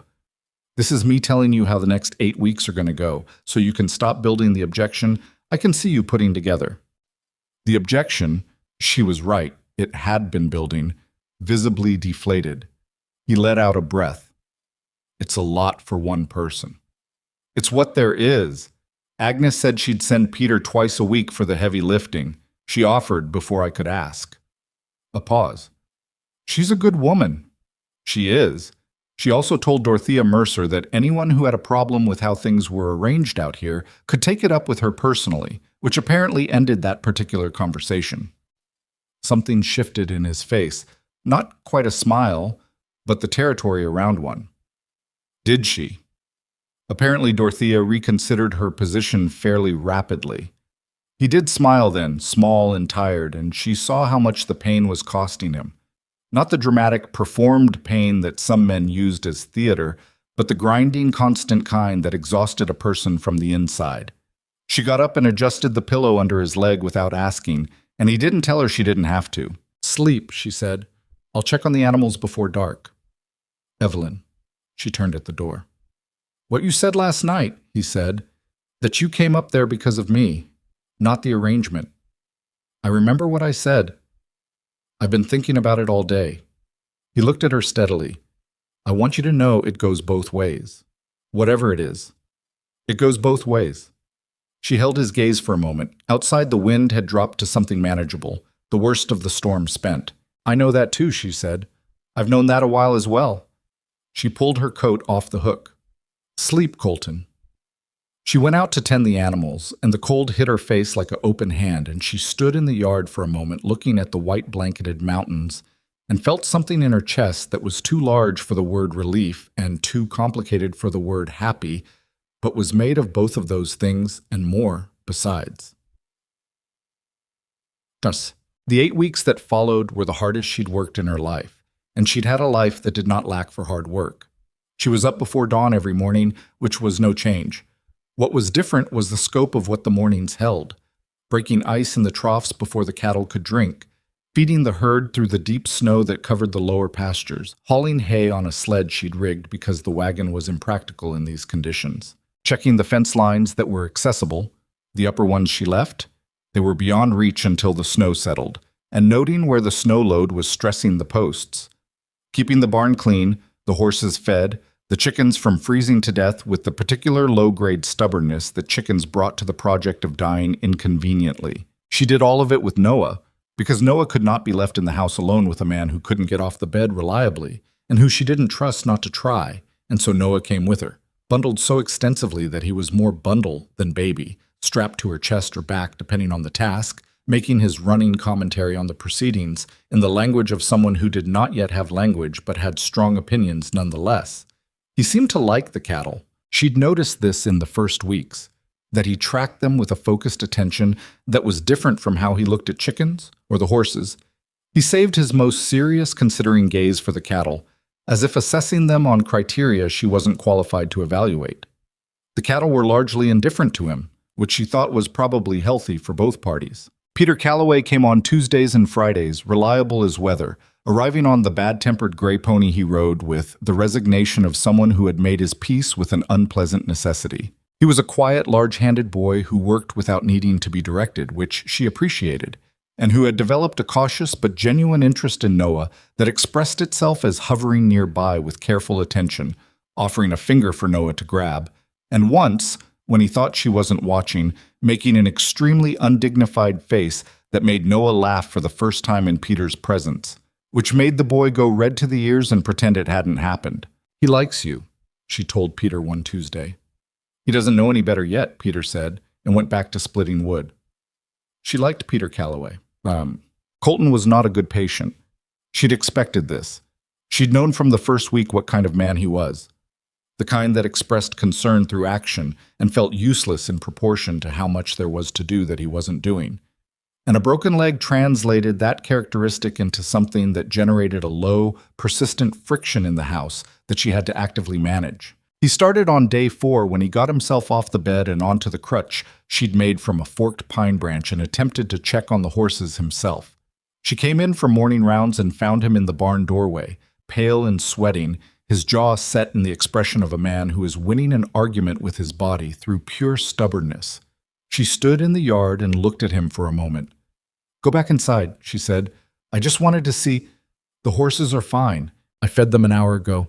Go back inside." "Evelyn?" "Colton. If you fall on that leg, Dr. Fielding comes back, and we start the 8 weeks over from the beginning." She walked past him into the barn, checked the water buckets, came back out. Inside. He went inside.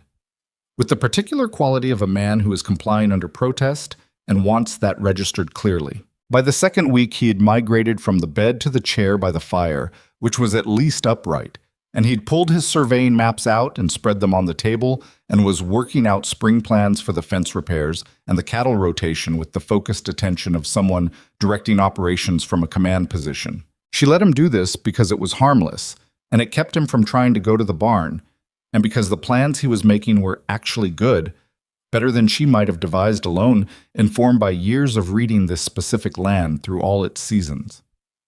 "Come look at this," he said one afternoon when she'd come in from rounds and was making coffee.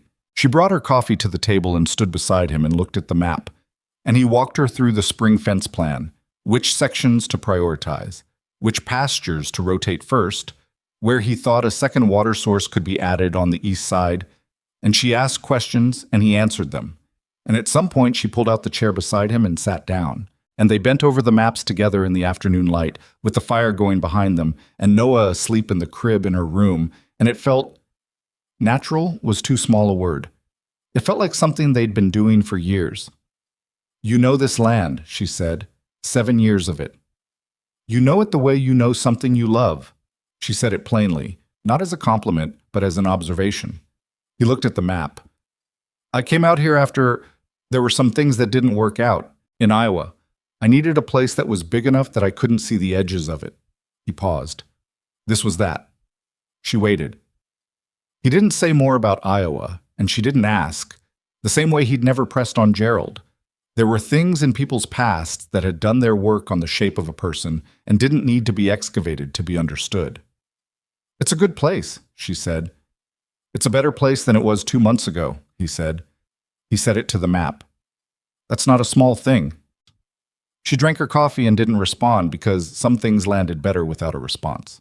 But the gossip reached them in the 5th week, arriving via Agnes Calloway on a Tuesday visit that she'd extended beyond her usual quick handoff of eggs and Peter. Agnes sat at the kitchen table with the directness of a woman who had decided information was better delivered plainly. "Billings Holt has been talking," she said, "about the situation out here." Evelyn set down the cup she was drying. "What kind of talking?" "The kind where a respected rancher takes on a woman of your," he said, "particular proportions, which you should know I found offensive on your behalf, and suddenly can't keep his fences." Agnes's eyes were sharp and not unkind. "He's suggesting Colton's judgment has been compromised, that he made a mistake at that auction." The kitchen was quiet. Noah was on the floor near the stove on the wool rug, engaged in the complex engineering project of trying to get a wooden spoon into a tin cup, an endeavor requiring his full concentration. "What are people saying back to him?" she asked. "Some are agreeing, some aren't." Agnes set her hands flat on the table. "I want you to know what you're dealing with. Holt's a big man in this territory. People listen to him." Colton appeared in the kitchen doorway. He was moving better now on the crutch, more controlled, less gray-faced about it, and he'd been in the main room close enough to hear. His expression told her he had.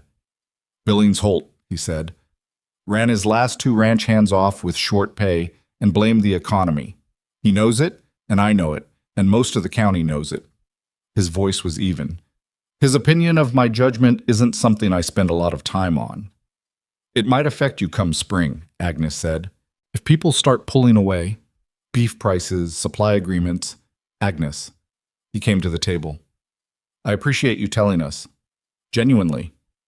He looked at Evelyn when he said us, and the words sat between them with full weight. "But I'm not going to change anything I'm doing because Billings Holt has something to say about it." Agnes looked between them. She had the measuring gaze of a woman who had watched a lot of things over a long life, and knew the difference between people performing a position and people living one. Whatever she saw appeared to satisfy some internal calculation. "All right," she said. She stood up, pulled her coat on.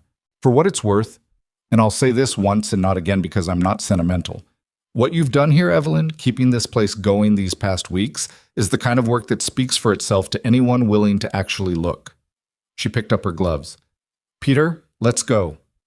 Peter, who'd been in the yard, appeared in the doorway with his hat in his hands. He looked at Noah on the floor, who had finally gotten the spoon into the cup, and was celebrating this achievement with the full force of his personality. "Bye, Noah," Peter said, with the careful casualness of a teenage boy pretending he wasn't saying goodbye to a baby. Noah waved the spoon. After they left, the kitchen had a particular quality of quiet that wasn't empty. Colton was still at the table.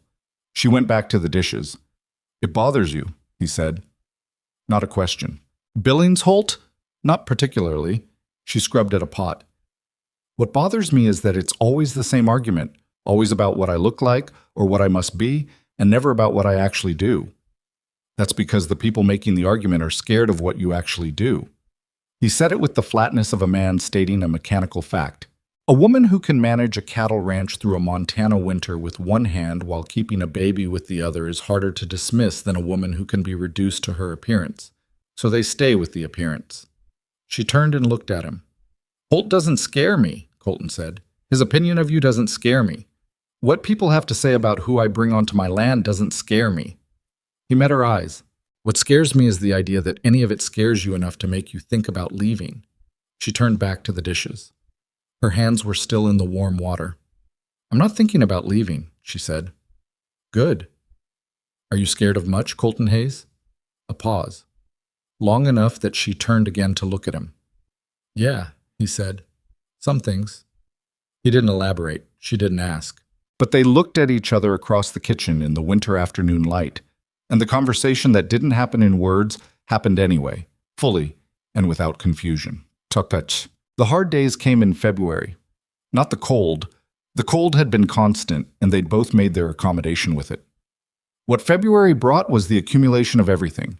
The unrelenting daily weight of all the work, the cabin close quarters, the weeks of inadequate sleep, the moments when their different ways of doing things produced friction that neither of them handled perfectly. The worst fight was about the East pasture cattle.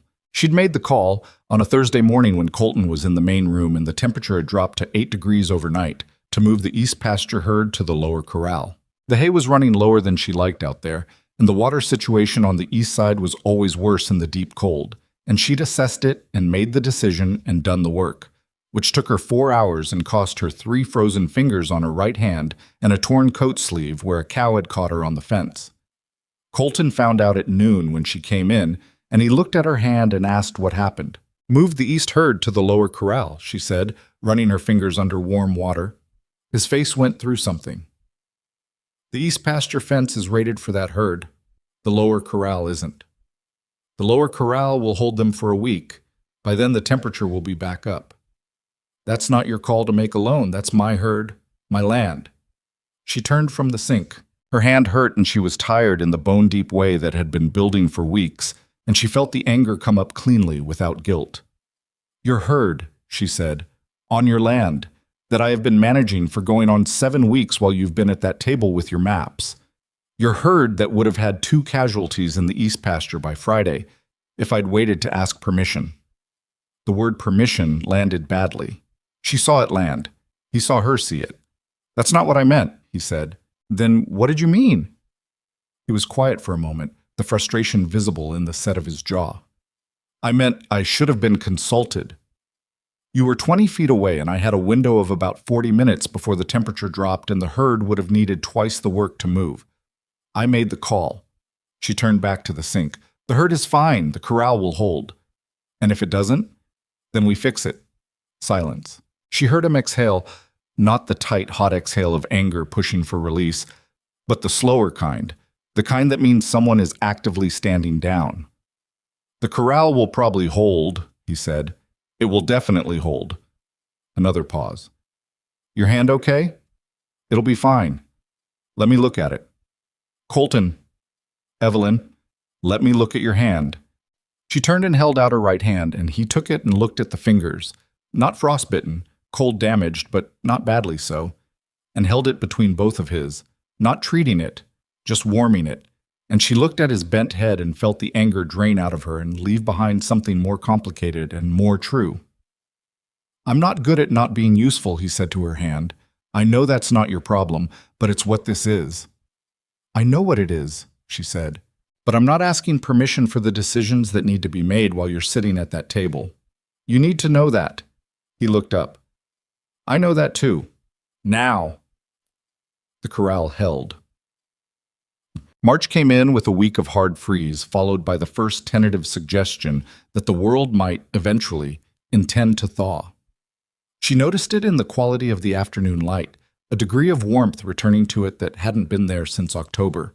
And she stood on the porch one afternoon with Noah on her hip and her face turned up to it like something coming back to itself. Noah was 10 months old now and had recently discovered that he could pull himself to standing by grabbing the edge of whatever surface was nearby, and was conducting a systematic survey of every surface in the house with this new capability, with the focused ambition of someone who has identified a skill and intends to fully exploit it. He'd pulled himself up on the porch railing and was standing there looking out at the yard with the expression of a person surveying territory he intends to claim.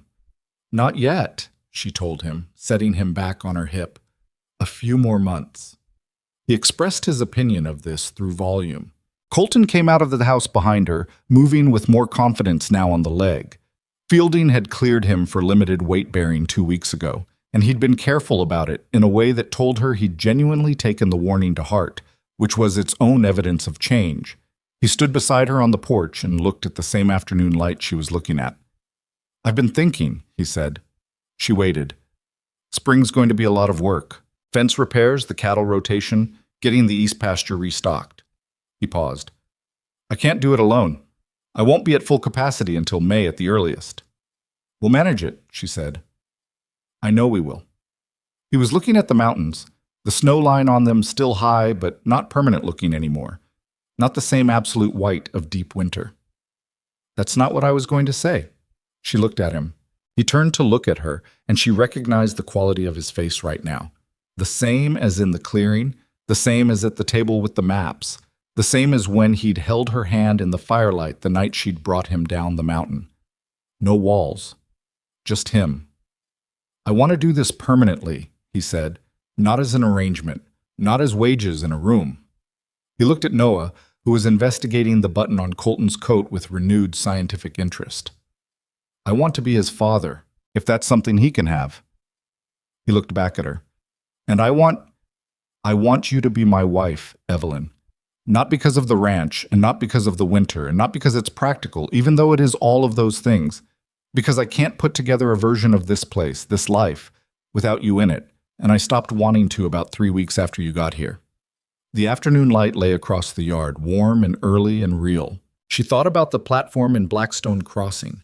She thought about 40 people and the red-bearded man and Fletcher Gaines's boom of a voice reading her worth out loud. She thought about a small house with curtains she'd made from flour sacking, and a husband who'd meant well enough in the beginning and then hadn't, and the $30 she'd saved without him knowing, and the morning she'd stood on the livestock platform with nowhere to put her eyes and found a fixed point on the horizon and refused to drop her chin. She thought about Ruth moving through the dark on a mountain trail in a snowstorm. She thought about a lantern circle in the pines, and a man sitting at the base of a tree who had looked up at her like he was seeing something he didn't believe was real. She thought about cornbread and preserved tomatoes and harness oil, and surveying maps spread on a kitchen table, and a crib with a left side that was off by 1/2 inch and had been sanded until there were no splinters anywhere she could find. Noah grabbed Colton's coat button and tugged it with the full conviction of a person who has decided something belongs to him. "Yes," she said. Colton looked at her. Just for a moment, he looked like a man who hadn't been completely sure what the answer would be, which she found she loved about him, that he'd asked without being certain, that he'd been willing to not know. "Yes," he said. "Yes." She shifted Noah to her other hip. "Although I want it said plainly that I'm not going to stop making decisions about the cattle without consulting you if the situation requires it." Something broke open in his face, the almost smile going all the way, finally, complete, the first time she'd seen it fully. It changed his whole face. She hadn't known it would do that. "Wouldn't expect otherwise," he said. She looked at him in the afternoon light, this stubborn, quiet, complicated man with his scarred hands and his surveying maps, and his crib that was off by 1/2 inch, and his 7 years of solitude that had settled into his bones like weather and was only now, slowly, beginning to ease. She looked at him and felt the full, complicated, imperfect truth of what she felt about him, which was not simple and not clean and not the kind of thing that fit neatly into words, but was real in the way that only things you've worked for are real. "Spring's going to be a lot of work," she said. "Yeah," he agreed. "We should get started on the fence plan." "Probably." Neither of them moved for a moment. The afternoon light held. Noah, having secured the button to his satisfaction, turned his face up to the warmth the way she'd been doing, eyes half closed, utterly content. Colton put his arm around her, careful of Noah between them, and she leaned into the solid weight of him, and the mountains stood where they'd always stood, indifferent and enormous, and not going anywhere. And the ranch lay around them in the thawing light, waiting, as it had always been waiting, for the season to turn and the work to begin. The wedding was on a Saturday in early April, which was not a particularly convenient day for anyone involved, including the weather. Evelyn had not wanted anything large. She'd made this clear to Agnes Calloway approximately 48 hours after Colton's proposal, when Agnes had arrived with eggs and an expression that said she already knew, which meant Colton had told her, which meant he'd wanted someone to know, and Agnes was the person he trusted with it. A fact that told Evelyn something useful about both of them. "We'll do it simple," Evelyn said, before Agnes could begin whatever she'd been building on the drive over. "Just the people who've actually mattered. No ceremony about it." Agnes looked at her for a moment. "You don't want anything? After everything this winter?" "I want it real," Evelyn said. "The big productions are for people who need convincing. I don't need convincing, and neither does he." Agnes considered this with the air of a woman who had opinions she was choosing to hold back, which was not her most natural mode. "All right," she said. "Simple." Well, simple turned out to mean Agnes and Peter Calloway, Dr. Fielding, who happened to be passing through on his spring rounds, and stayed when Agnes fed him lunch and told him what was happening, and a justice of the peace from Millhaven named Corbett, who drove 22 miles because Agnes wrote him a letter that apparently left him with no comfortable alternative. The ceremony took place on the porch of the Hayes Ranch on a Saturday morning when the sky was doing what April skies in Montana do, which is change their minds every 20 minutes. It was cold and then briefly warm, and then the wind came through and rattled the porch railing that Colton had finally fixed in March, and everyone pulled their coats tighter. Corbett read the words he was required to read, and Colton and Evelyn said what they were required to say, and Peter held Noah for the duration with the focused intensity of a boy who had accepted a serious responsibility and was not going to drop it. Noah was dressed in the good wool outfit Agnes had produced from somewhere. She claimed a cousin's child had outgrown it, which Evelyn suspected was a graceful fiction covering an act of deliberate generosity, and he regarded the assembled gathering from Peter's arms with the grave assessment of someone attending an event whose significance he recognized without fully grasping. When Corbett got to the part that required confirmation and Colton said, "I do," his voice was even and unhurried, the same voice he used for everything that actually mattered, not decorated, not performing, just true. And when Evelyn said, "I do," she felt the words go all the way down, not as a legal fact, but as the conclusion of something, the last piece of an argument she'd been having with herself since the morning on the platform, the argument about whether she was the kind of person the world would allow to have this, and the answer arriving finally, clearly, as yes. Corbett declared them married. Agnes produced a bottle of something from inside her coat that turned out to be very good brandy, which explained why she'd been carrying it so carefully, and poured a measure for everyone, including herself. Peter was given a very small measure that Agnes watched him drink with maternal precision. "To the Hayes family," Agnes said, which was the only toast, and it was enough. They drank. The wind came through again. Noah grabbed Peter's ear with the enthusiasm of a baby who had been patient long enough and intended to make his presence felt. It was not a beautiful ceremony in the way that ceremonies are described as beautiful, the way photographs try to capture something that was never really about the image. It was cold and slightly disorganized, and Corbett mispronounced Evelyn's name twice before she gently corrected him, and he went red about it. And the brandy was warm, but the porch was not, and by the end everyone wanted to be inside. But it was real in every particular, and it belonged to them, and she would not have traded a detail of it. Spring on the Hayes Ranch arrived the way it always arrived in Montana, not gently, not all at once, but in argument with the winter that didn't want to leave. The two seasons trading territory back and forth for weeks before the warmth finally established a majority position. There were days in late April that felt almost like summer, the snow retreating up the mountain slopes, the creek running high and fast with meltwater, The lower pastures going green in a way that looked almost urgent, as if the grass was making up for lost time. And then a cold snap would come through and ice the water troughs again, and they'd have to go back to the morning routine of breaking ice and hauling extra hay, and Evelyn would stand in the yard looking at it and feel the particular tiredness of a winter that had gone on too long and not quite ended. But the fence repairs got done. That was the first big work of spring. The project Colton had been planning on those maps all through February and March. And they did it together. Him at something like 3/4 capacity, the leg healed but not yet willing to accept full punishment, and her at the capacity she'd built over a winter of doing everything, which was considerable. Peter Calloway came on Saturdays through April, and by May he was coming 3 times a week, because he'd apparently decided on his own that this was where he wanted to spend his time. A decision Agnes reported with the carefully neutral expression of a mother who was not going to comment on her son developing a sense of purpose at a cattle ranch. The east pasture fence went first, then the north boundary line, the sections Colton had never gotten to that November before the fall. She learned things about fence work she hadn't known before, not just the physical mechanics of it, but the strategy, the way a rancher read the land and the cattle movement to understand where the pressure points would be, where the fence needed to be strongest. Colton taught her this the same way he'd absorbed it, through the slow accumulation of seasons, and she was a quick study in the way people are quick at things they're built for without having known it. "You see the way the cattle drift to the southeast corner in the afternoons?" he said one day in late April, the two of them standing at the east boundary with the work half done. "That's because the wind comes off the ridge and they're seeking shelter. That corner gets 3 times the pressure of anywhere else on this line." She looked at the corner in question, looked at the cattle making their afternoon drift the way he'd described. "So we double post it." "We double post it," he agreed. "You could have told me this in the fall. You could have asked." "I didn't know enough to ask the right question in the fall." He looked at her sideways. "And now?" "Now I know enough to see what I didn't know." She picked up the post driver. "Hand me that brace wire." He handed her the brace wire, and she worked the corner post while he held the line, and the afternoon sun came down on the pasture, and the cattle moved in their unhurried way, and everything smelled like thawing mud and new grass, and the particular mineral smell of the creek coming up in the warm air. And it was not a romantic moment by any conventional measure.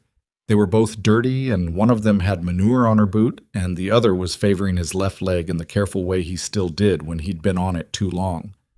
But it was theirs, every particular of it, and the feeling she had standing in that southeast corner with her hands on a fence post was a feeling she hadn't had a name for and hadn't needed to name. She belonged here. Not because someone had given it to her, or because she'd earned it in the transactional way of people who keep accounts. Because she'd worked it and struggled in it and ridden through it in the dark and fought for it across a kitchen table and learned its specific language of wind and cattle drift and soil quality, and it had become hers the way things become yours. Not through possession, but through knowing. The complication that arrived in May was Billings Holt. She'd been expecting something, though she hadn't known what shape it would take. Holt had been quiet through the winter, too busy with his own operation's winter demands, she supposed, to spend energy on them. But the talk Agnes had reported in February hadn't entirely gone away, and when a man like Holt decided something, he didn't generally undecide it without a reason. He came on a Tuesday, which she thought was deliberate, a work day, not a social call, arriving in the yard with 2 of his ranch hands behind him like he intended to be taken seriously. She was in the garden when she heard the horses, the kitchen garden she'd rescued from its weeds in late March, and had been building into something real, Noah sitting in the dirt beside her investigating rocks with the focused satisfaction of a scientist. She picked up Noah and stood up and looked at the man riding into her yard. Billings Holt was a large man, older than Colton, with the kind of weathered authority that came from having been the biggest presence in a room for decades. He had a ranch twice the size of theirs, and a reputation for being fair when it cost him nothing and considerably less fair when it did. "Mrs. Hayes," he said from his horse. He used the name correctly, which meant he'd been informed, which meant he'd thought about this visit. "Mr. Holt?" She stood in the garden with her son on her hip and the trowel still in her other hand, and looked at him with the directness she'd learned was the only useful response to men who arrived in yards with 2 people behind them. "Colton's at the south pasture." If you'd like to wait, I can send Peter to get him. I'll speak with you if that's all right. It's your choice. She didn't invite him in. She stood where she was. He looked at the garden behind her, the neat rows she'd put in, the early lettuce already showing, the bed she'd prepared for the beans and squash.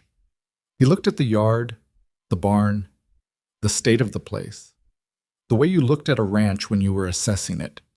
She let him look. I was wrong about some things, he said. The words came out with the particular effort of a man not accustomed to their shape. She waited. I said things this winter about Colton's judgment that I've been told were unfair, about his reasons for the arrangement out here. He met her eyes briefly, then looked at some middle distance. I didn't know you. I made assumptions. You did, she agreed. I've heard differently since. About the winter. What you kept running while he was laid up. He shifted in the saddle. My foreman's wife told my foreman, who told me. Agnes Calloway was apparently not shy about it. Agnes rarely is. No. Something that might have been the beginning of a grudging acknowledgement moved through his face. My south boundary shares a line with Colton's north. About 3 miles of shared fence. I've been letting it go. He said this with the flatness of a confession that cost him. My cattle got through twice last fall. I blame the fence, but it's my fence that's the problem. She understood what this was. It was not an apology in the clean sense. Holt was not built for clean apologies. It was something more functional. A man recognizing that his behavior had been wrong and offering, not words, but the thing that actually mattered in this territory, which was practical cooperation. We're doing our north boundary repairs in the next 2 weeks, she said. If you want to work that shared line together, the cost and the labor split evenly. You're welcome to the arrangement. He looked at her. She could see him calculating, not just the fence cost, but what agreeing meant, what it said about the winter's worth of insinuation he'd put into the county's air. That's a fair offer, he said. It's the only one I've got. He nodded.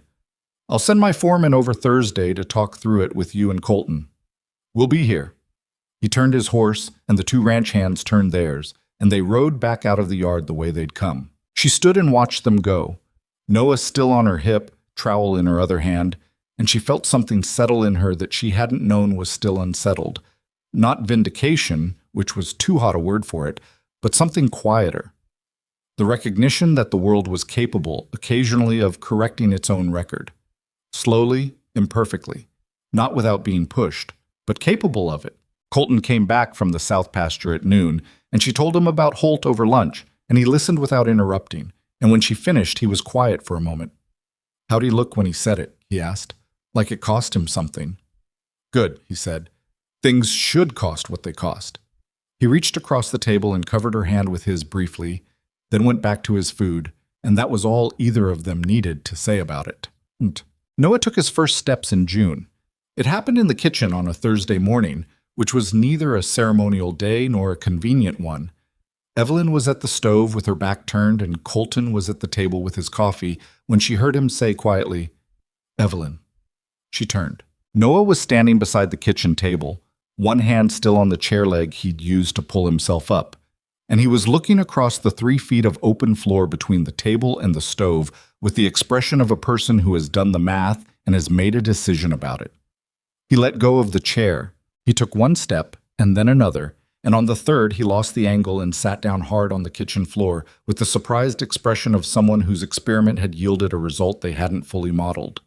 He looked up at both of them from the floor. Then he pulled himself back to standing on the table leg and did it again. 4 steps this time before he sat down. He regarded the floor with the assessing look she'd been seeing on his face since he was born, the look that was, she was beginning to understand, simply how he processed the world, by looking at it steadily and deciding what to do next. There he goes, Colton said. His voice had something in it she didn't hear there often, soft, unguarded. She crouched down and held her arms out, and Noah looked at the distance between them with the executive focus of someone committing to a thing and walked to her, squalmut. 6 steps, 7, 8, the last 2 in the rapid accelerating way of a person who has bet everything on forward momentum, and arrived in her arms at full velocity and grabbed her hair with both hands and made the sound that was his sound, the bright declarative noise that meant he'd done a thing he intended to do. She held him, and felt the full weight of him, this boy who had been 7 months old on a livestock platform and was now 11 months old and walking toward her in his own kitchen on a June morning, and she pressed her face against the top of his head and breathed him in. She heard Colton's chair scrape back. He came and crouched beside her in the kitchen, and Noah immediately transferred his attention and his hair-pulling ambitions to the nearest available target, which was Colton, and Colton let him, the same way he'd let him on the first day outside Mercer's general store, without performance, without needing anything back from it, just present. "Good morning, Noah Hayes," Colton said, like it was simply true, like it had always been true. And she understood then, fully and without sentimentality, what this man had given her son. Not the name, not even the home. The quality of being seen clearly by someone who was not going anywhere. The experience of being the kind of person someone stays for. Noah would not remember this morning. He would not remember the platform, or the winter, or the ride down the mountain. He would not remember any of the before. He would only ever know this kitchen, this man crouching beside him in the morning light, this life. That was the gift. The before would not be his story. The now was. The summer that followed was the hardest working season she could remember, and the best one. The ranch expanded in small, deliberate ways. A second hay meadow opened on the southwest corner. The water situation on the east pasture solved with a project she and Colton worked out over 3 evenings at the kitchen table, involving a gravity-fed system off the creek tributary that Colton had been meaning to build for 4 years, and that they built together in July in 2 weeks of hard work that left them both sunburned and satisfied with themselves in the manner of people who have done a thing they planned correctly. The shared fence project with Holt's operation went better than expected. Holt's foreman, a practical man named Decker, turned out to share her view on fence work, that it was best done thoroughly and once rather than adequately and repeatedly, and they got along on that basis without needing to like each other particularly.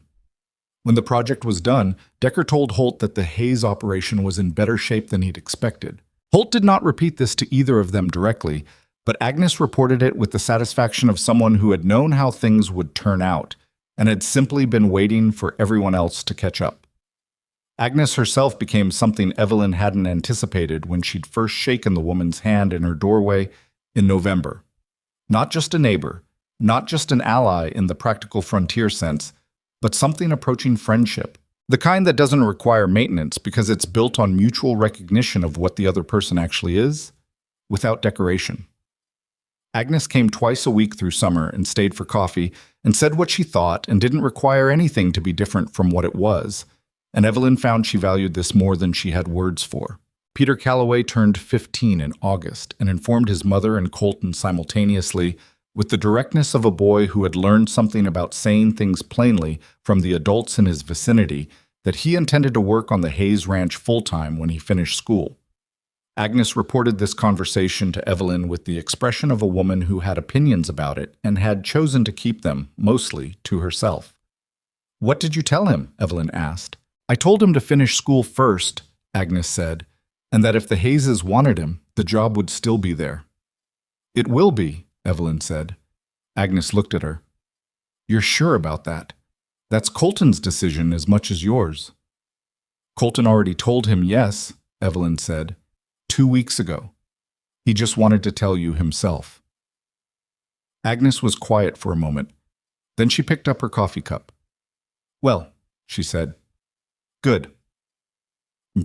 October arrived and brought with it the 1-year mark, though neither of them noted it formally on any particular day. It was Colton who said something first, on a Wednesday evening when the days were going short again, and the light that came through the west kitchen window in the late afternoon had gone gold and low, the particular autumn evening light of the mountain that she'd come to think of as the most honest light there was.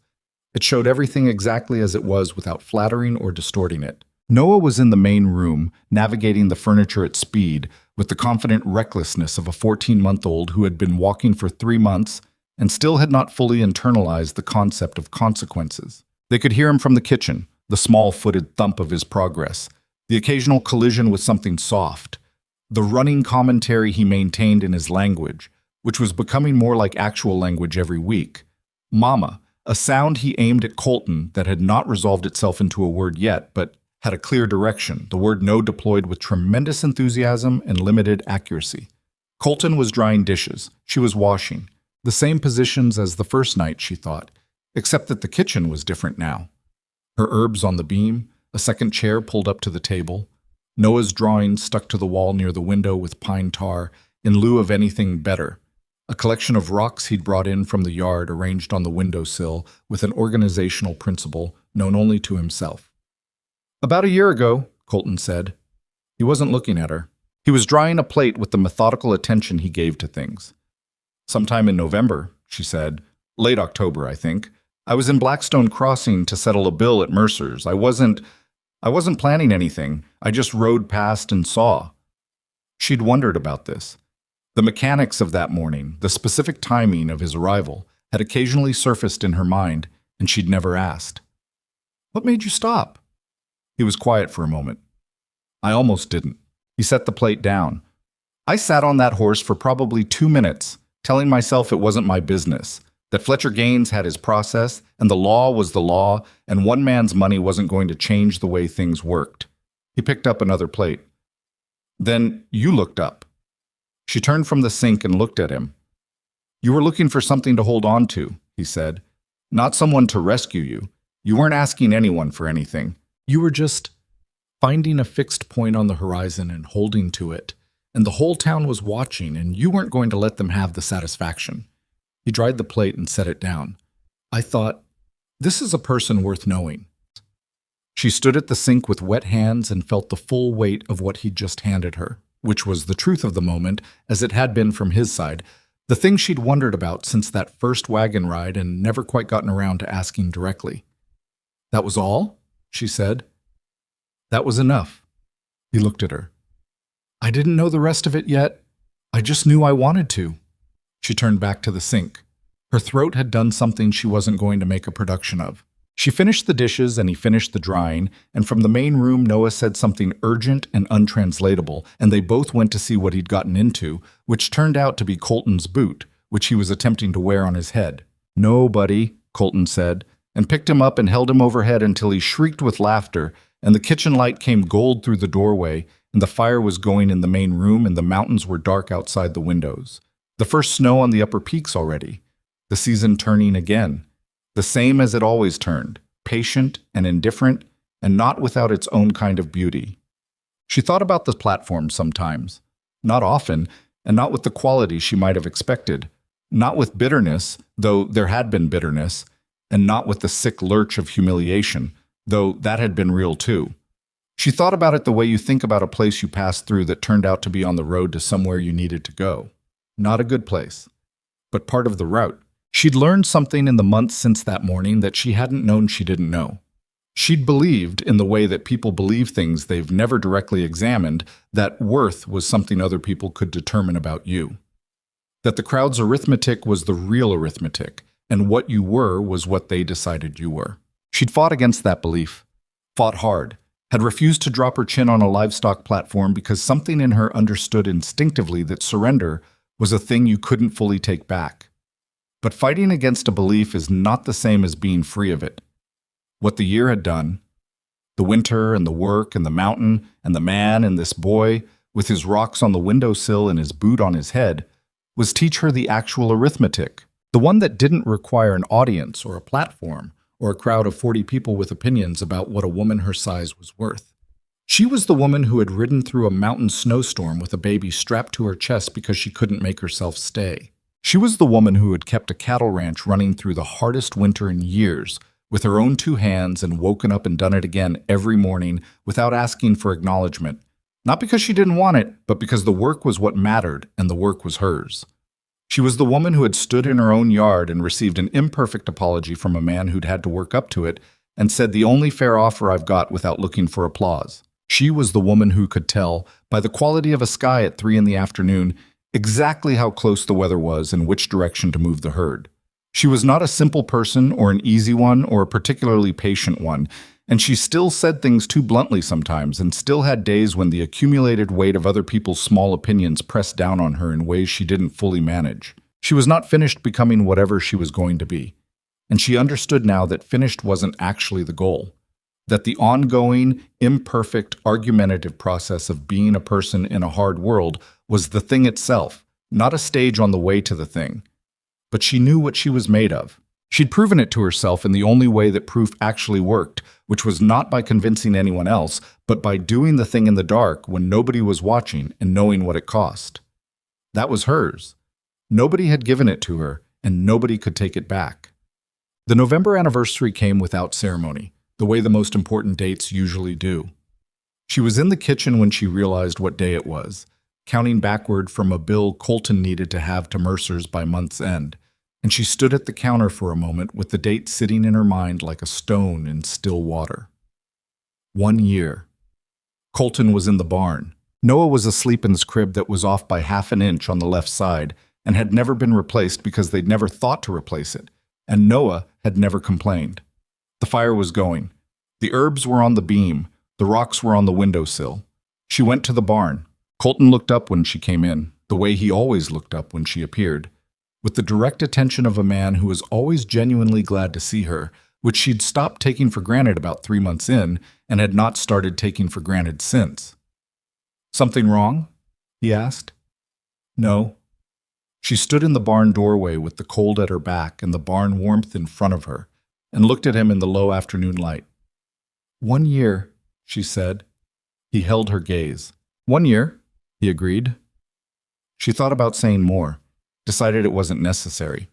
She crossed the barn and stood beside him, and he put his arm around her and she leaned into him, both of them looking out the barn door at the yard and the mountains beyond, the snow on the upper peaks white and settled, the first hard freeze of the season coming in from the northwest, the same direction it always came from. They stood there for a while. That was all.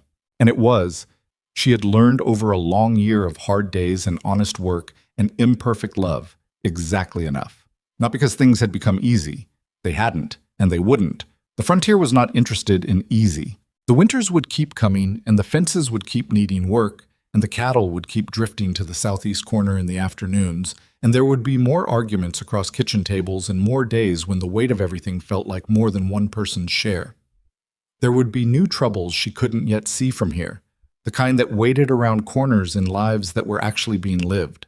But here was what she knew, standing in a barn in November with the cold coming in and her husband's arm around her and her son asleep in the house behind them.